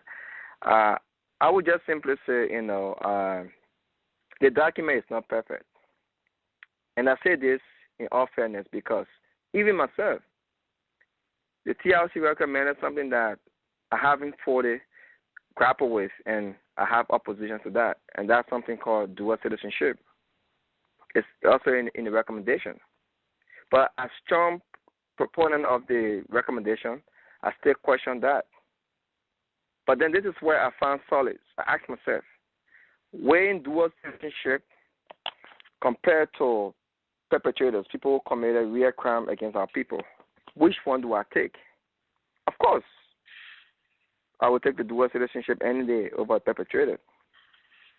I liken this to the same argument people raise about why you abandoned or you exonerated Mr. X or Butnicki and no, you kept Mr. Y or Mr. J. Folks, I don't think it was intentional. I don't want to speak for the chairman, but thankfully he was on tonight and he adequately told you not only his background as a practicing lawyer, but somebody who truly the author of this document. Okay? It wasn't something set aside that they won't favor somebody over the other. The information I provided them, they acted upon the information. And based on their own investigation and based on the facts before them, that's how they rendered the decision. But no, it's not perfect because no one is perfect. I can speak for the chairman on this. He will never tell he's perfect. That's not true. None of us. So true, it's a document. Okay? But at least they provided something for us to look forward to. that will help move our country forward. And that thing is the recommendation, the blueprint for a better Liberia. So if Ellen did not implement the TRC because of political reasons best known to her, so be it. But still, we have hope because the TRC recommendation, does not have any statute of limitation. So after Ellen is gone 20, 30 years from now, and Mr. Seyon become president, of course, the answer is clear. The TRC be implemented. Or maybe Brother Sherry becomes president. And if Brother Sherry has the moral high ground and taking on the moral high ground to implement the TRC, of course we can rally around Brother Sherry. But it takes a leader of moral compass and choose session to implement the TRC recommendation. It's not just anybody can implement the TRC recommendation because people first see for themselves. But you have to see Liberia above you to truly implement the TRC recommendation. And only one thing should be the picture: true justice. That's what it's about. It's not about Ellen. It's not about Sawyer. It's not about Bondiki. It's not about Chairman Vordia or about Seyon or Brother Kromah or Brother Cherry. It's about true justice for the victims who are not around to speak for themselves. Those are the people for which we should be standing up. That's why we should think in our heart, what kind of Liberia we want to see? Is it a Liberia of rule of law or a Liberia of impunity? That's the question we should be asking ourselves. Okay. For those of you who have made an entry, please, I'm looking at your names. I will get to you. I'm trying to take them in the order they came in. Brother Mayi Belete, Brother Sekou Kenneth, I believe Brother Patrick Weir, Brother Bangali Trawali, and I'll take your questions. So I'm looking at it. I just be patient for a little bit. Our next caller here, I believe this is from our guest, Alma Mater, the University of Minnesota. I'm speaking in person of Mistress Kotumu Kamara. Where are you calling from and your question, ma'am? I'm calling from Minnesota, Minneapolis. I have a quick comment, and I would really like to thank Mr. Nyanwleh for his contribution to this program. I'm so impressed. But Mr. Nyanwleh was saying that this true reconciliation is about justice. And another caller said it's just a recommendation. If it's a recommendation and part of the recommendation are not right, I mean, do you think we should still accept it and embrace it because it provides something? I agree. It provided something, but it is not perfect. You continue to say it's not perfect. Nothing is perfect. Ourselves, we are not perfect. And we are human. We all make mistakes. So if something is not perfect within a recommendation, is there a way that we can try to make that part right, or we can just, advocate for it just because it was recommended? And my next comment here is I was so pleased. I was just happy to hear the chairman on this program. I hope he's on. And one of my problems with this, I hope there will be a way to kind of narrow down this document for some of us who, I have it on my computer and planning to read it, and I would just, skim through it all the time. I never read it, so I was so glad that he kind of touched on that. And I hope I will be happy to have him if he can make it on this program. It will be really, really nice. So that's it. Thank you. So, Mr. Nyanwleh? Yes, sir. Let me first thank our sister. It brings us back to that same point. Look, when you recommend something to somebody, the person that the recommendation is made to has the exclusive right to selectively, implement part, reject the whole, accept the whole, or take some. So if it's a recommendation, it's not amended. Why should it? I think that's the point she's alluding to. Let me first thank and salute our sister. Was so pleased to hear, at least for the first time, our sister voice on the phone. I know many of our sisters are listening, but at least she was the first to call in, so I want to salute her. And thank you, ma'am, for your kind words. Truly, it mean a lot to me. Let me answer the question this way. Let's be clear for the record.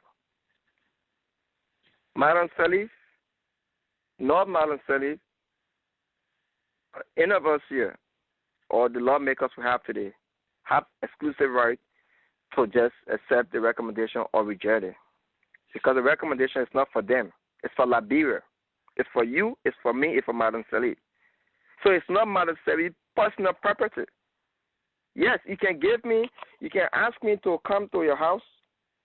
You can recommend that I come and visit you and ask me to come there and give me $25 or give me $50 or we'll go travel to New York. I can either decide to go with you to New York or tell you, say, Brother Kromah, thank you for the offer.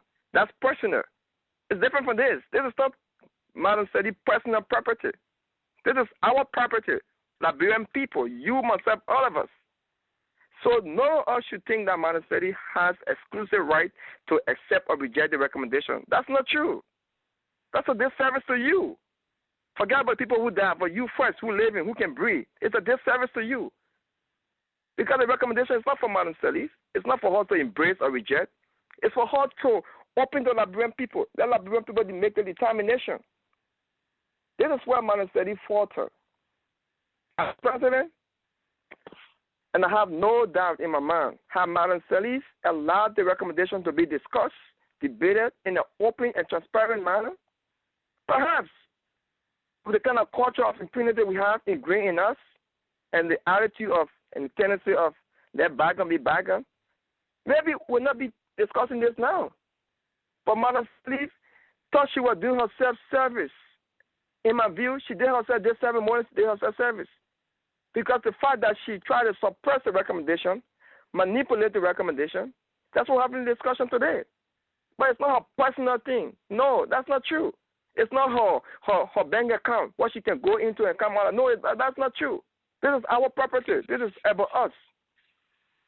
So none of us should leave from here with the belief that Madam Salih has right to reject or accept. No, that's not true.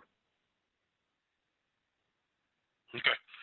Next caller here, Mr. Bangali Trawale, where are you calling from? No question, sir. Thank you very much. Do you hear me? Yeah, loud and clear. Okay, all right. My name is Bangali Trawale, calling from Brooklyn Center, Minnesota. I want to thank our speaker tonight, Nyanwleh. Thank you very much. You always stand for what you believe in, and we always admire you for that. And I'm also delighted to hear our dynamic chairman of this particular document we're talking about tonight.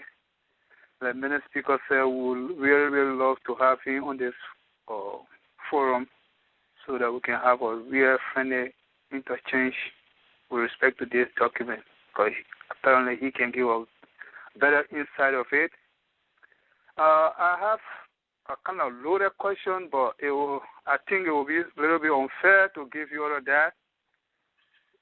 Like I said, we want to have the chairman one day, so maybe we can have him address himself to some of these questions. But to put it other way, Mr. Nyanwleh, given the fact that we have had a war in Liberia for 14 years, to the point where we can't even recover this country from the destruction we have, even forget about human life, infrastructures and what have you that we damaged because of this war. Do you think sincerely that if we implement this TRC report fully, will not be a recipe to more destruction in Liberia again, given the history of our war? Because if you look at recent times, when we went to second round in this election, you saw Prince Johnson say, I'd rather dance with the devil I know than the angel I don't know, meaning he chose to side with Ellen because they offered the same camp. So if you implement this law fully, you have all of these people that we say warlord gathering together for a common cause, which might bring total destruction. So what do you think? Implementing it fully, we have been any good for us or more destruction? Thank you. Thank you, Mr. Trawale. Brother Traore, first let me thank you for your kind words. It's good to have you on with us tonight. And your question is one, it's stemmed on fear, like you already said, using Prince Johnson. I've also heard from a good friend of mine who was trying to bring his mom over to the U.S. I personally was involved. I was very honored because he was the coach of my team. I was very honored to make a letter of recommendation on his behalf for his character, vouching for what I know about him, to get his mom to come to America. Everything was set for her to come, except for Prince Johnson, because while Prince Johnson had threatened that if people don't vote for him, there will be another war. So the poor woman fled Nima to go to Ivory Coast. Today she's not in America. So no, Prince Johnson is nothing new. That's the same fear that we have carried over and over. That's why today some of us are somewhat opposition to the implementation of the TRC. But let me answer the question this way. The way I see it is the opposite. If we fail to implement the TRC recommendation, someday, may God truly have mercy on us. We will be going back to more than destruction. Don't take my word for it. Take the UN Secretary General Special Envoy to Liberia, because I'm not in Liberia. True, you and I in Brooklyn Center in the USA, Minnesota to be exact. But she there representing the United Nations. She talked about border threat, security threat. I didn't say that. Have we implemented the TRC report? No. But we see and hear about border threats and what have you. So, yes, I will argue the opposite. If you fail to implement the TRC recommendation, which in my view will serve as a deterrent for would-be perpetrators, and that's what you're going to get. We shouldn't base our love and our support and our advocacy for Liberia on fear. Then we'll take the country nowhere. Okay? Prince Johnson will protect himself. Of course, Ellen Johnson said he will protect himself because they want to protect what he has acquired in the limited space of time. But the real question is, allow them to open fair space for all of us to compete. Open fair space. Create the environment where all of us can thrive. Where the TRC implementation that will try to ensure the rule of law will be the order of the day. And see the difference. But they don't want that to happen because they feel comfortable in the terrain. So they will create all the fear factor and you play into the theory. Or if we did this, we're going to go back to war again. So the question is, are we at war now? Go to Africa border or call Miss Karen and ask her what is happening there. Folks, Liberia belongs to all of us. Don't let the folks scare you away. You may not be there physically, but your heart and soul are in that country. You have your neighbors, I would say in Liberia, your neighbor's dream was buried in that country. That's the country God gave us. And we all must stand together to make that country a better place for all of us, not for some of them. The Ellen Johnson Sirleaf, the Prince Johnson, the whoever that would try to scare us away from that country. We must say no to them because the country belongs to all of us. So no, I disagree. Brother Traore, no. I would think the opposite. The failure to implement TRC may result into more war and mayhem. Okay. Star 61, folks, is what you need to dial. Look on your phone, dial star 61, and that will bring your questions to us, and we will bring it to the guest. I have a Skype caller, and that reminds me to announce that if for any reason you don't want to stay by your phone, you can also call this forum via your Skype. To do so, you have to send us a friendly request through Skype at Liberian Diaspora Forum at 559-726 and 1200, and we will immediately approve your request, and that way you can also log on this program via Skype instead of your cell phone, if you so choose to do so. So I'll take the next caller here, the Skype caller, Mr. Mohammed Kamara. Where are you calling from and your question? My name is Mohammed Kamara, and I'm calling from Dallas, Texas. Sorry I came in late. I've been popping in and out, but I did not follow. But thank you, honorable guest, for coming to address this all-important topic in this forum, and which pretty much most of us have been following when the process started back in 2000, early 2000. But my first of all, my first concern is, I don't know why he chose, this topic, why it should be the TRC final report should be implemented. First of all, the TRC process, for those of us that follow it when the process resumed, was initially from the beginning up to the end was manipulated, first by the commissioners themselves, and it is also my understanding, and most of us know that the final report was not signed by all the commissioners, given the fact that there were disagreements among them, and, on some of the people that were condemned in the reports. And I don't know if you know about this, honorable guest, but this is a report that was not signed by all the commissioners, because of the disagreement, among them. So why should it be implemented, first of all, when it was not even signed? The final draft that made it to the executive mansion and that also made it to the lawmakers was not signed by all the commissioners. That's my understanding. Thank you. Thank you, Mr. Kamara. Yeah.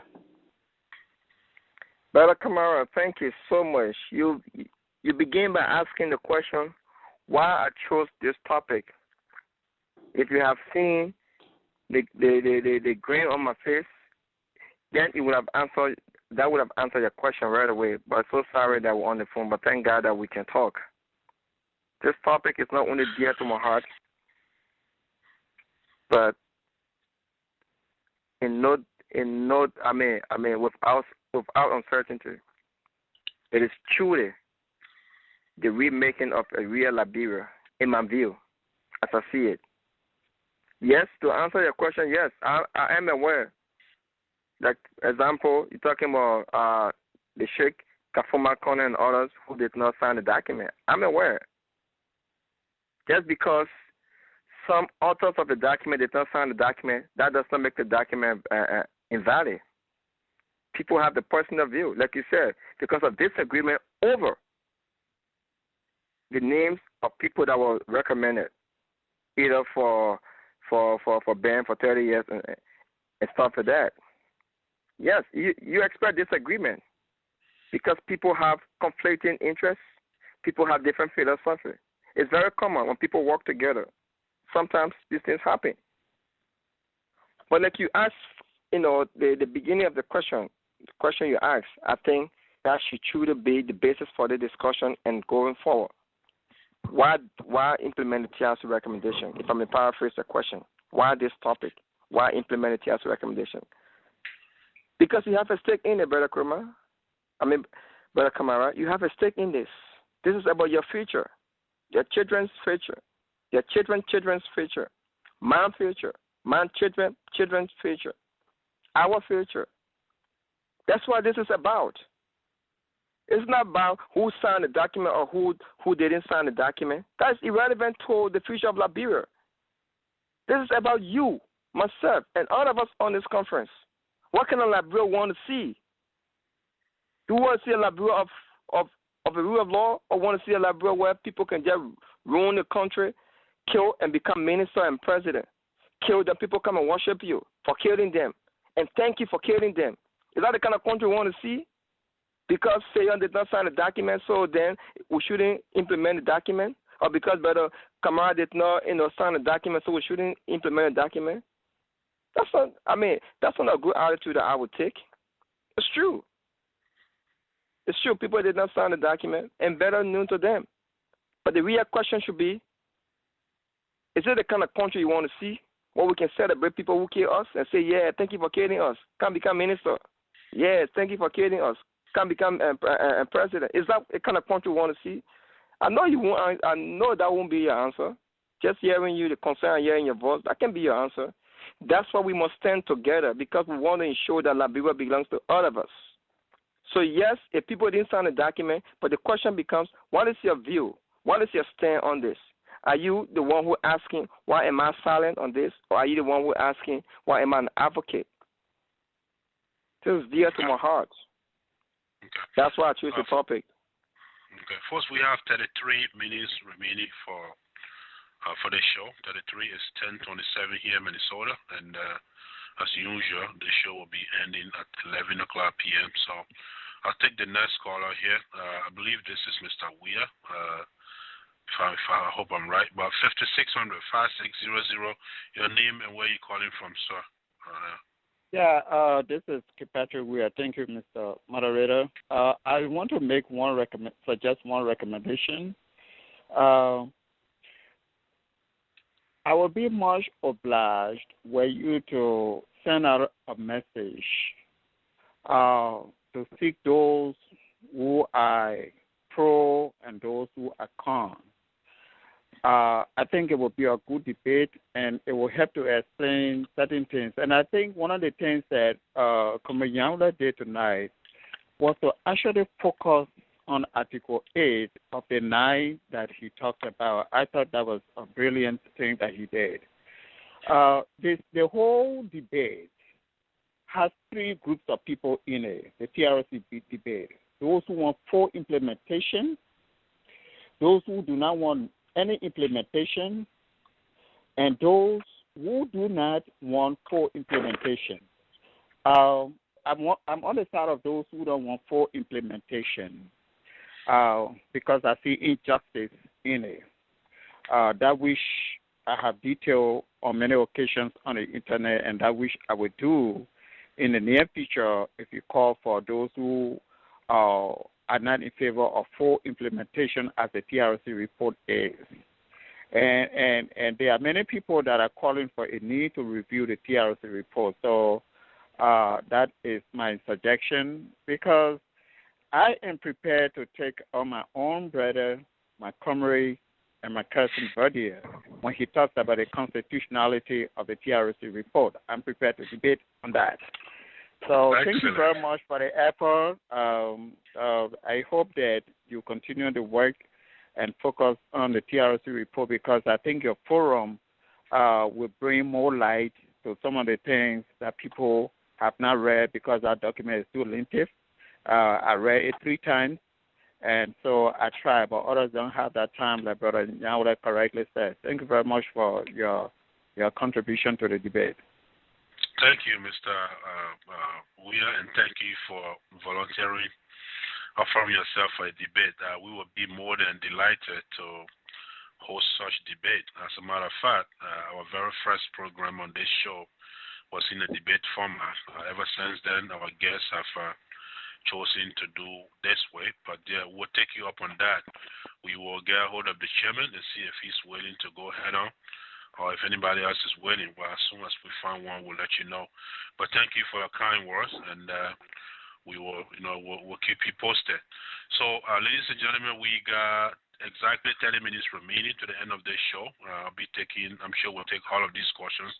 But please be reminded that tomorrow we have a very special edition of this show at 3 p.m. tomorrow with Bond County Senior Senator Madam Joy Howard Taylor.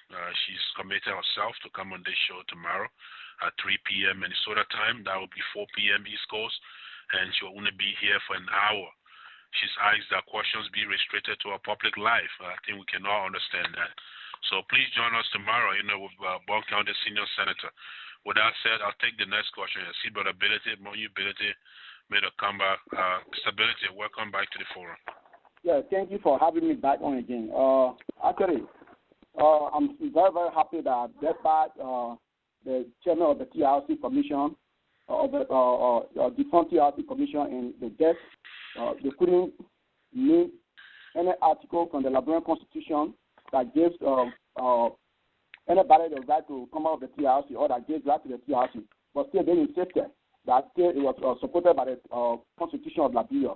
According to the chairman in his argument, he said the legislature was the one that enacted the law, and the legislature is the representation of the people. It's the Constitution that gives right to the legislature to exist. Then this is my question. What should we look at, the law or the legislature? Can the legislature make a law to say that the president will leave for 3 years, then after another 3 years, or the speaker will take over, leaving the Constitution alone?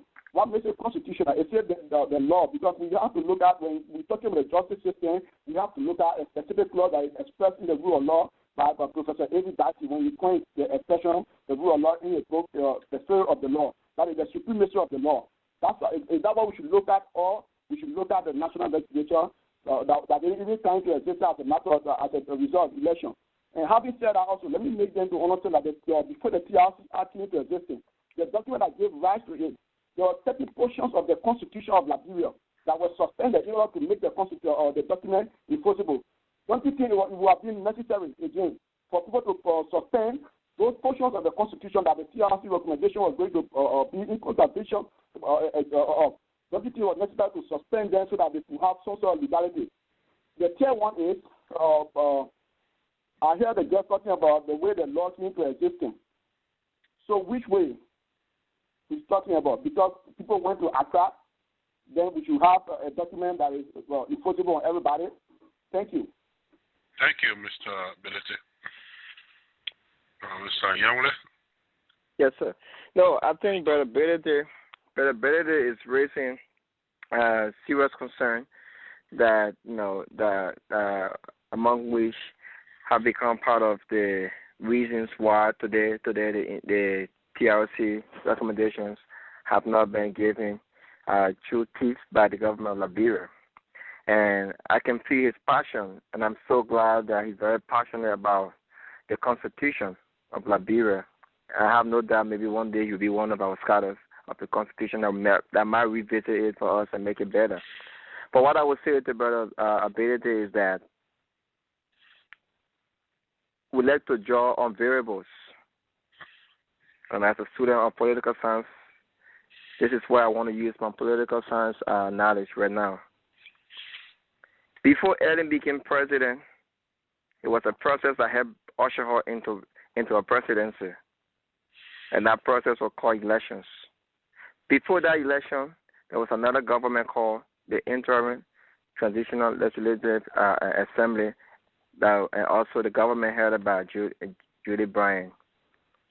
All of these things came as a result of the process that took place in Accra, Ghana. They are not exclusive. But the way he presented the argument, in my view, and I stand corrected, Brother Bailey, the way I hear you talk about the argument, you are creating a separation from the argument as if they are not, intertwined. No, they are not exclusive. That's not true. Before Ellen became president, there was a process that was established, and the TRC was part of the process. So if you understood it from that context, then you will understand why, we are arguing that this is not some feel-good movement that came about. It is the law of Liberia. It's the same thing that said, let's go and have elections. It was based on the same a process. The 2005 election did not come about by itself. It came about because of the process that took place in Accra, Ghana, August 2003. So if you understood it from that context and tried to navigate your way from August 2003 to today as we speak, then you will understand what we're making the argument about. That's all we're saying to you. There's no violation. You see, the only thing there is, I continue to say, some of us haven't taken our time to read the document for ourselves. I truly believe that all my heart. But after this conference, hopefully some of us will go back and revisit the document for ourselves and see what's in it for ourselves. This is not some feel-good movement. No. People got together and saw a reason to end the bloodshed in Liberia. And the TRC provided that space to end the bloodshed in Liberia. Today we can breathe. Today we can have 2 elections because the TRC provided the pathway. So then if the TRC can help provide those pathways, why can't we now embrace the TRC holistically in a way that it will reflect our true national existence? Why use politics, divide, and fear to obstruct the TRC? That's what we're arguing. Okay. I think many people have made a re-entry to make follow-up or ask additional questions. So *61 It's what you need to die, to get your question across. We have barely 23 minutes remaining. With that said, our team brother Kenneth made a comeback with a follow-up, I believe. Mr. Kenneth, welcome back to the forum.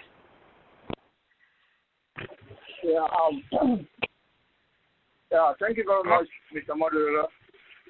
Can you hear me? Yeah, can hear you, yep. All right, thank you very much. Again, Mr. Nyanwleh, thank you very much for coming on tonight. And I'll just go strictly to the question. The issue we are talking about Liberian people over and again.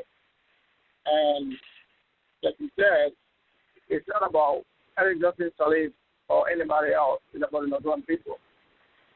But what is important here in this discussion to me is that the same people who we consider as the perpetrator of the crime committed against the Liberian people are the same people we Liberians continue to celebrate, are the same people we Liberians continue to elect them to lead us, to decide our destiny. If you talk about fear tactics, I will respectfully disagree with that. This one is said that right after 1990, if you win the election in 1997, Charles Taylor was elected, happily elected. And after Charles Taylor, before even the TRC recommendation. And after the TRC recommendation, most of the evidence gathered came from the Liberian people themselves. Now we are the same people again coming out to elect those people to decide our destiny over and again.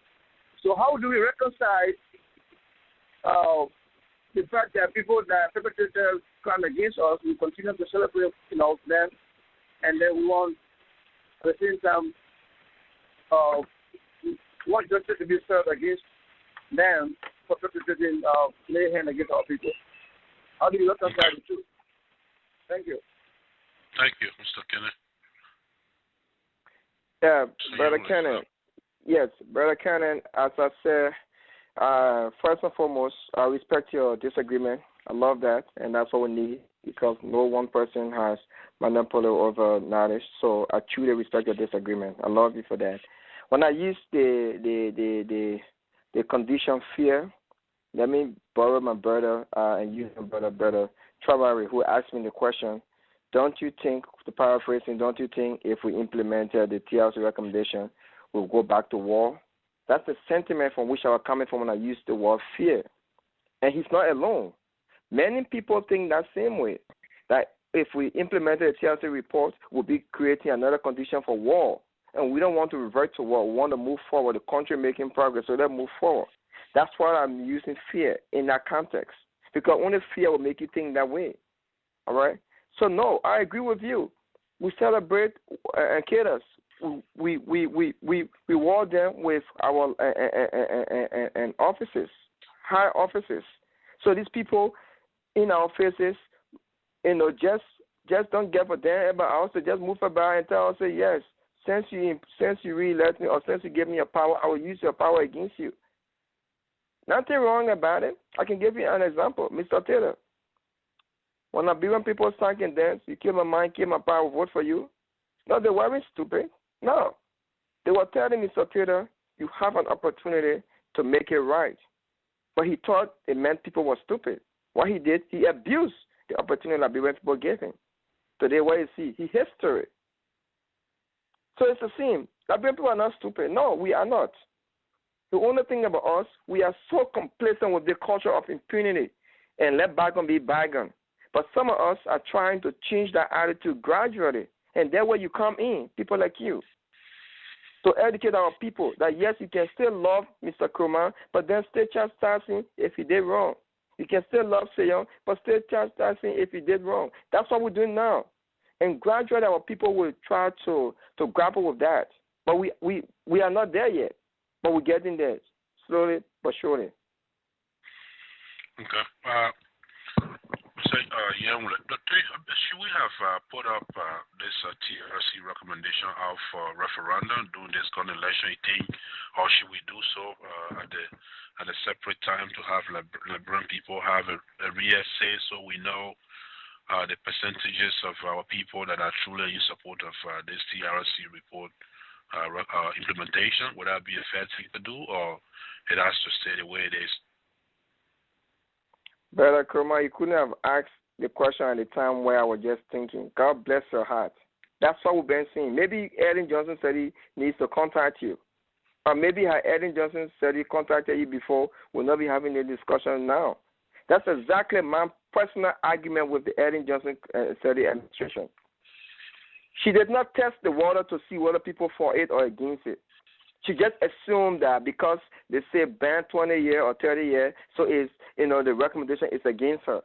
Had Ellen allowed the process to take place and let people vet the recommendation on its merits and demerits, I don't think we'll be here today. But instead, she took the recommendation without thinking through it and just said, okay, the people are against me. And then her followers bought into the notion, against the OMA, against our OMA. Then people who are listed, the due missing and others, people who are associated with them, bought into the idea. The recommendation is against them. That's why I make the recommendation harder to implement. But no, we are asking for transparency in deliberation. Have any government allowed this process to take place? When Liberia can debate the recommendation on its merits and demerits, we'll not be here today. But the opportunity was squandered. I don't know whether we can revert to that. Hopefully. Okay. Gentlemen, please keep your questions brief. We only have, I think, 15 minutes left, I believe. So please keep your questions brief so that we can accommodate everyone. Mr. Isaac Harris, I see you made a new entry. Mr. Harris, welcome back to the Diaspora Forum. Oh, okay. Thank you. Again to our guest speaker. You made a point. I just want to come back, and you said you state, of course, which is all true, that the TRC document does not belong to Ellen Johnson Sirleaf, which is true. But however, I don't know which point you want Ellen Johnson to test the water. If you can give me the time, Article 1 of the Liberian Constitution, which says in part, all power is inherent in the people. All free governments are instituted by the authority. If you go down further, it says, in order to ensure democratic government which responds to the wishes of the governed, the people shall have the right at such period and in such manner as provided for under this Constitution, the Liberian Constitution, to cause their public servants to leave office and to fill vacancies by regular elections and appointment.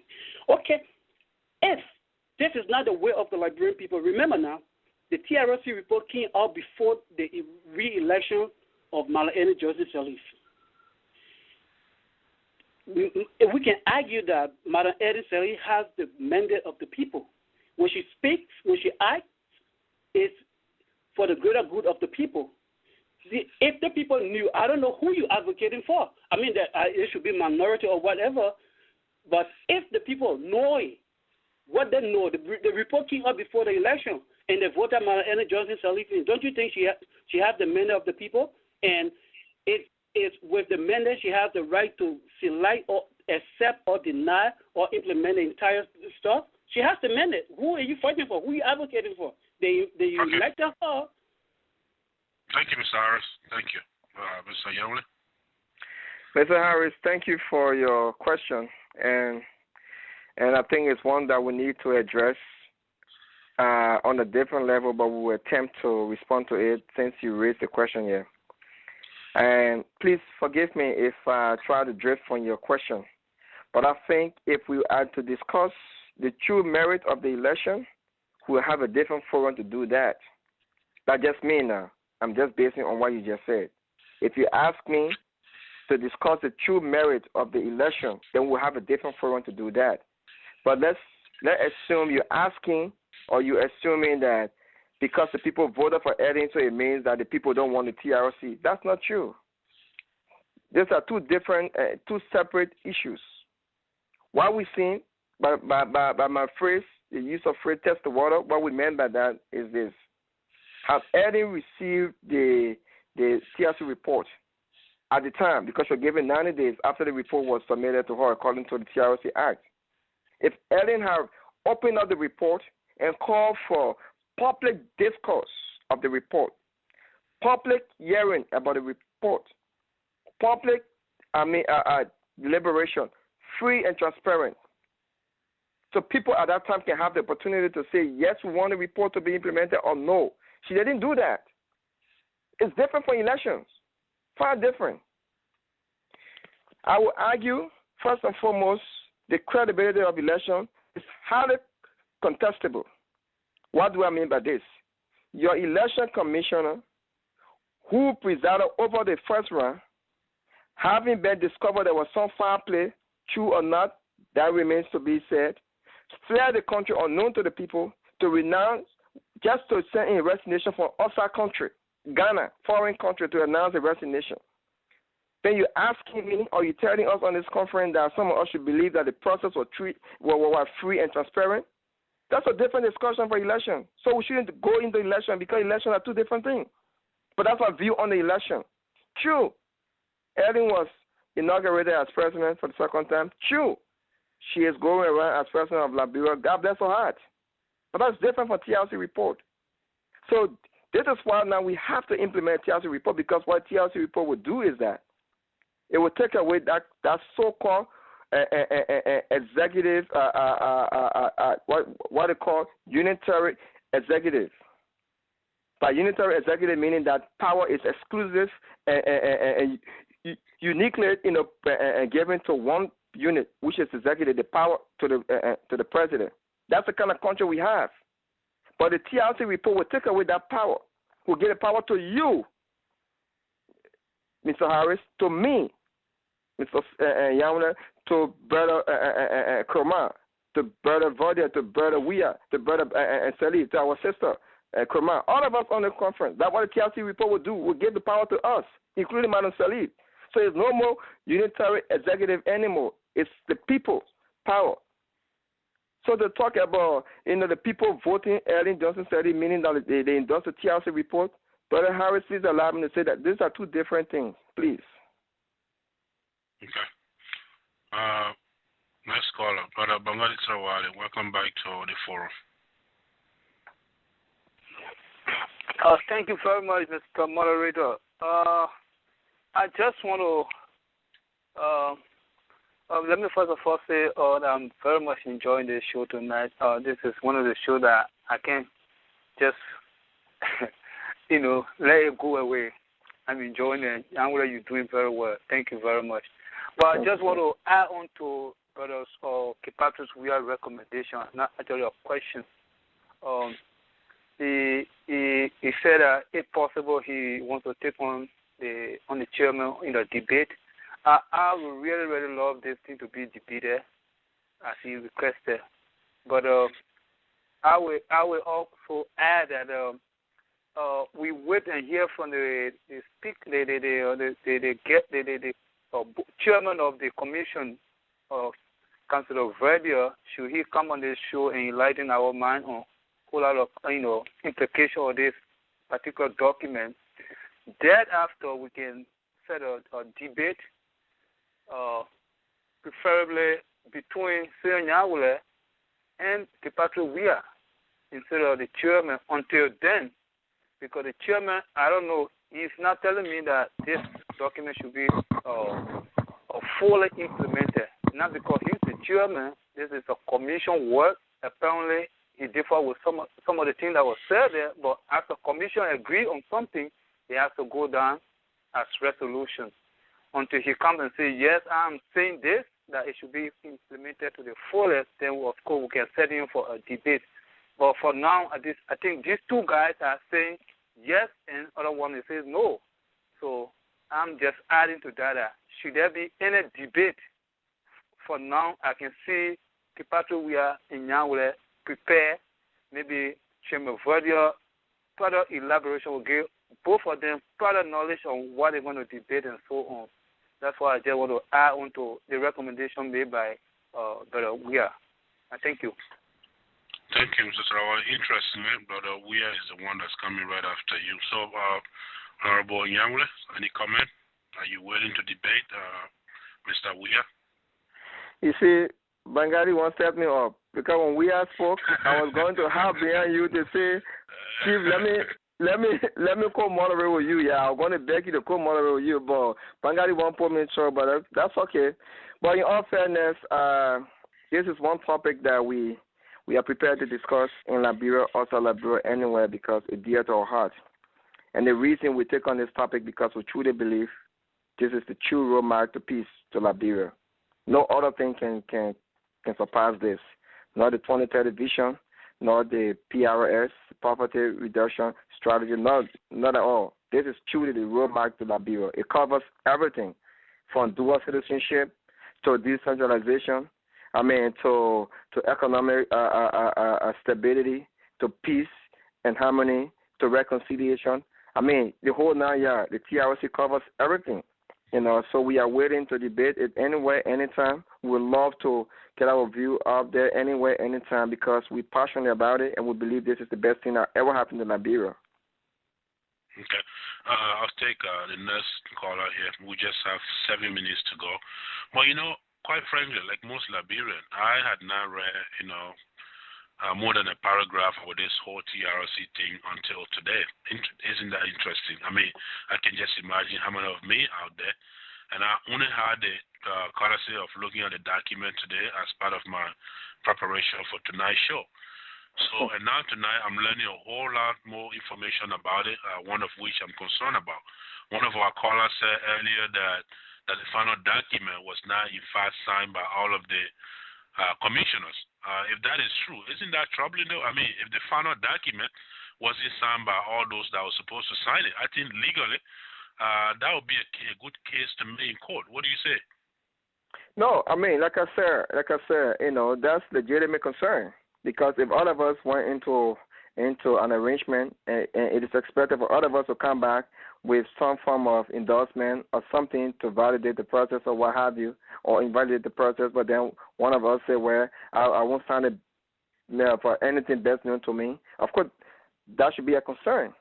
But the real concern should be, is that enough to stop the document from moving forward? That should be the question. Because of Seyon's own attitude towards the other commissioner, should that hinder the process of the work they have all put in hours, months, years, threat to the personal being, all of that, just because Seyon doesn't want to sign? No, you can't stop that for that, because the document is bigger than Seyon himself. This is for Liberia. It's not about Seyon. So, but no, that's a serious concern. From the onlook, you see that and say, yeah, that's a real concern. But then you try to understand why is that. Then you try to put bits and pieces together. Then you conclude that one person is, the document in Liberia far bigger than any one of us. This is about our country. It's not about one person. I'm afraid that the question I asked, or the question asked before mine, had prompted the chairman to make a new entry. So we'll get to you here, Mr. Chairman. Hang in there. Mr. Weir, welcome back to the forum. Mr. Weir? Oh, okay. Yeah, I just wanted to come in quick on this referendum thing that one of the compatriots talked about. You see the danger that is in it. It is due to the illiteracy level of our country. I may be wrong, but when the TRC was going all around the country, all they were doing was to get testimony from people rather than carrying on education. And so there is a gap in between there. And you know what President Seli is cleverly doing is to set out Lima Bowie against the Independent Human Rights Commission that's supposed to educate and execute the CRC report. So I spoke with a few people on the Lima Bowie tour around the country, especially in southeastern Liberia when they were there. And I said, okay, you people in Riverty, what are you telling the people all the time? Like, background got to be background. And we told the people background got to be background. What does my uncle know about the 1947 humanitarian law, which violation will lead to prosecution by the international community, one of the reasons why Buddha is not in this country today? So within the absence of education to carry on a referendum, I may be wrong. You may end up hearing that the whole TRC report is gone. So I think the one that you people started today, thanks to Comrade Nyanwleh, acceptance, and Badio will come on later, we will do that. Bakari, Ambassador, I don't know how far the debate between Comrade Nyanwleh and myself will go. It will only be on the word FULL, and we will be on the same page. We are on the same page there, and he always told people, this is the only, we have some disagreement somewhere, but it will not be long. So it will not be an enjoyable debate. But the TRC report, some of us, the execution of the TRC report, some of its prominent provisions, because of the execution of the provisions, I have a death threat on my head because of bullying. The role that I played, the Liberian Human Rights Organization played to make sure that Bole was jailed and removed from the country pursuant to the criminal law of 2002 of this country. So we take no joke about the execution of the TRC report, but it's just minor things that some of us will not agree with. When I report what mayor, I called to River G County and I called my commissioner. You heard that TRC recommended that Morgan should be forgiven, and the mayor said they might be joking. This is the man who killed our people. So basically, that's some of the things that we'll talk about later. So the referendum, I don't know how good it will do us given the lack of education on the whole TRC report itself and the way it's being politicized by the government. Okay. Thank you again, Mr. Weir. As always, it's our pleasure. If you want to make a quick comment about that, Mr. Nyanwleh, that's fine. Otherwise, I got the two last questions sitting here, one of which is the chairman. So, you want to make any comment about that? I will just wait for the last two, then in my closing remark, then I can just, Oh, excellent. I like that. Excellent. Yeah. So, let me take the chairman, and then I'll take Mr. Belete again. Our chairman, welcome back to the Liberian Diaspora Forum.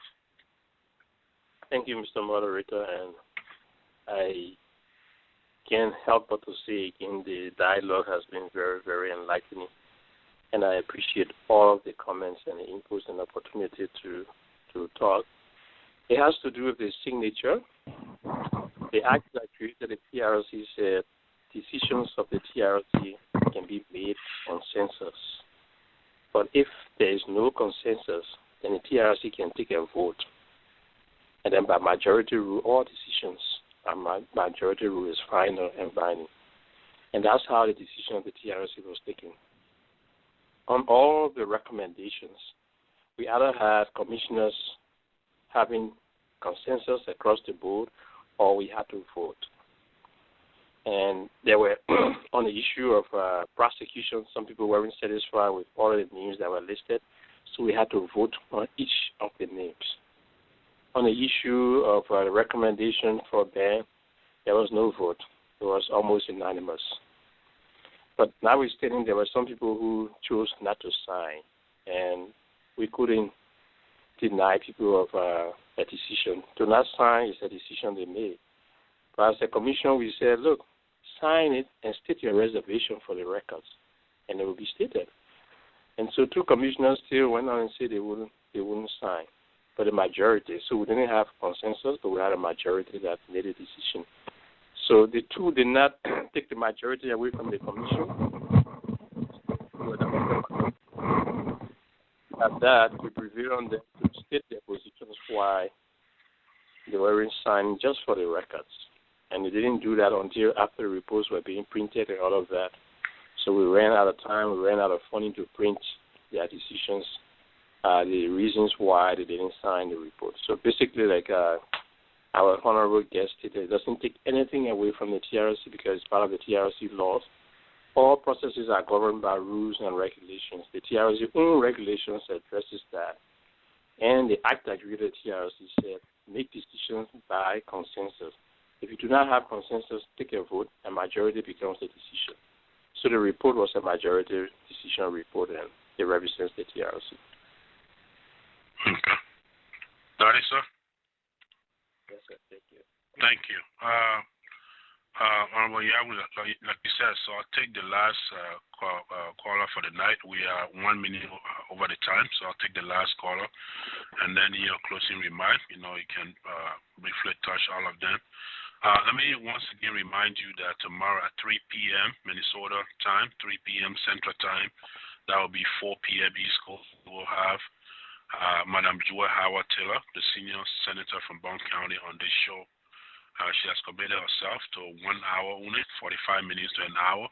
She'll be with us, and questions will be restricted to a public live. So please join us tomorrow. The same numbers you died tonight will work tomorrow. Will work every day, every Sunday, should I say. Since that's our normal programming. With that said, I'll take Mr. Manu Belete again from Milwaukee, our last caller for the night. Mr. Belete, please keep it brief. We are 2 minutes over time already, so welcome back to the forum. Yeah, thank you very much for the opportunity again. Actually, I would have very loved technically for the chairman to speak after me, because maybe I was going to raise some issues that he would have had the opportunity to address. But anyway, notwithstanding, I will give those issues so you can come to the program so that we can address them. Having said that, like the chairman said, I'm also more concerned about the constitutionality of the document instead of two persons refusing to sign.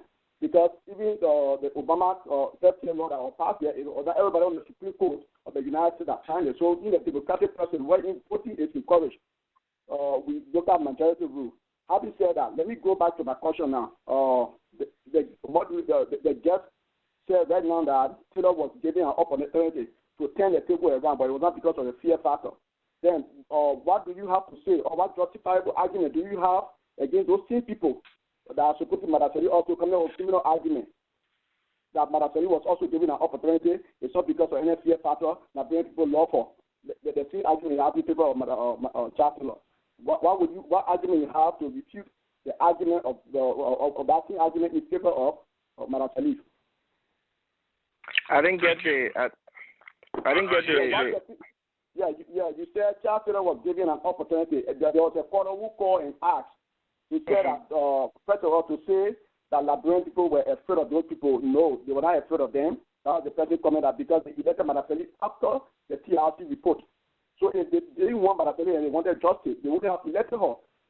And he talked about Chancellor election, and he responded by saying that Liberian people just wanted Taylor to have the opportunity to turn the people around. They thought he would have let everything go and change.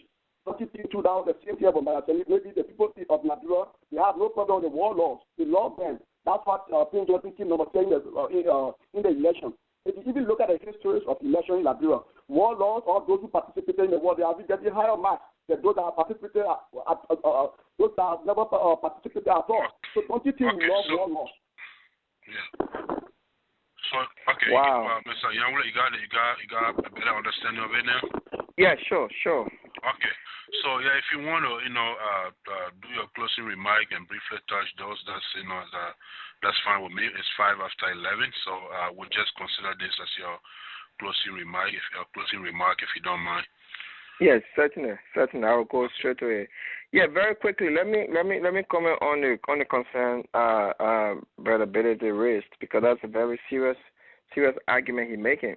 In comparison to Mr. Taylor and Madam Salif, and to suggest that we love war law, it could be argued because history has shown that we voted for Prince Johnson, we voted for Mr. Taylor, and we voted for Ellen Johnson Sirleaf. So in that context, I think I can safely agree with you that yes, we kind of love war law. But then the question is, how realistic is that? Let me use Mr. Taylor the same way again. You and I don't know whether you were there at that time, but I was here in the United States, and we saw when Taylor was being chased out of Liberia, to put it that way. The same people dancing in the street, asking him to leave Liberia. So the point I'm making here to you,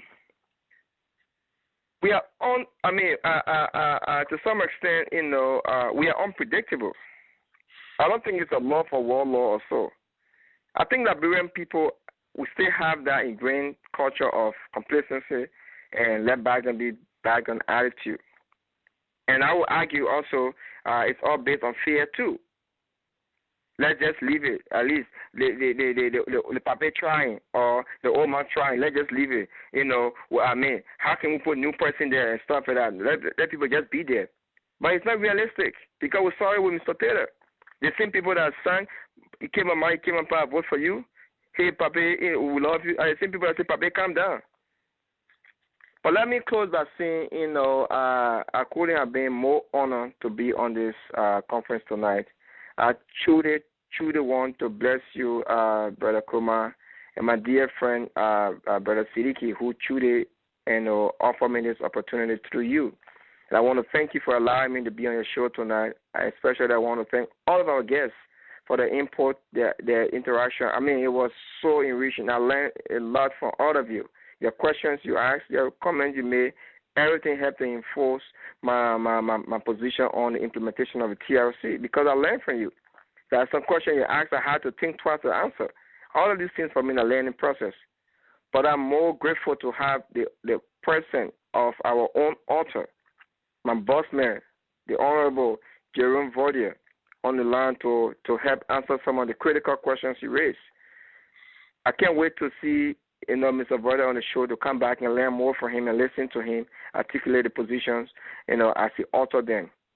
But with this said, let me be grateful to you, Brother Kromah. You have something that we need in our community. Please be that voice for us.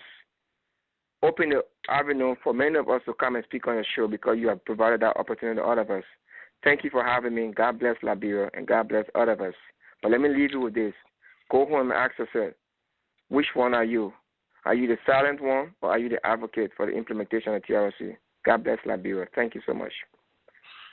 Well, you just heard it, folks. So on behalf of myself and the hard-working staff of the Liberian Diaspora Forum, we want to thank each and every one of you, our guests, our listeners, our special guests. We want to thank each and every one. Please do join us tomorrow at 3 p.m. with Bond County Senior Senator. Thank you. You have a wonderful night.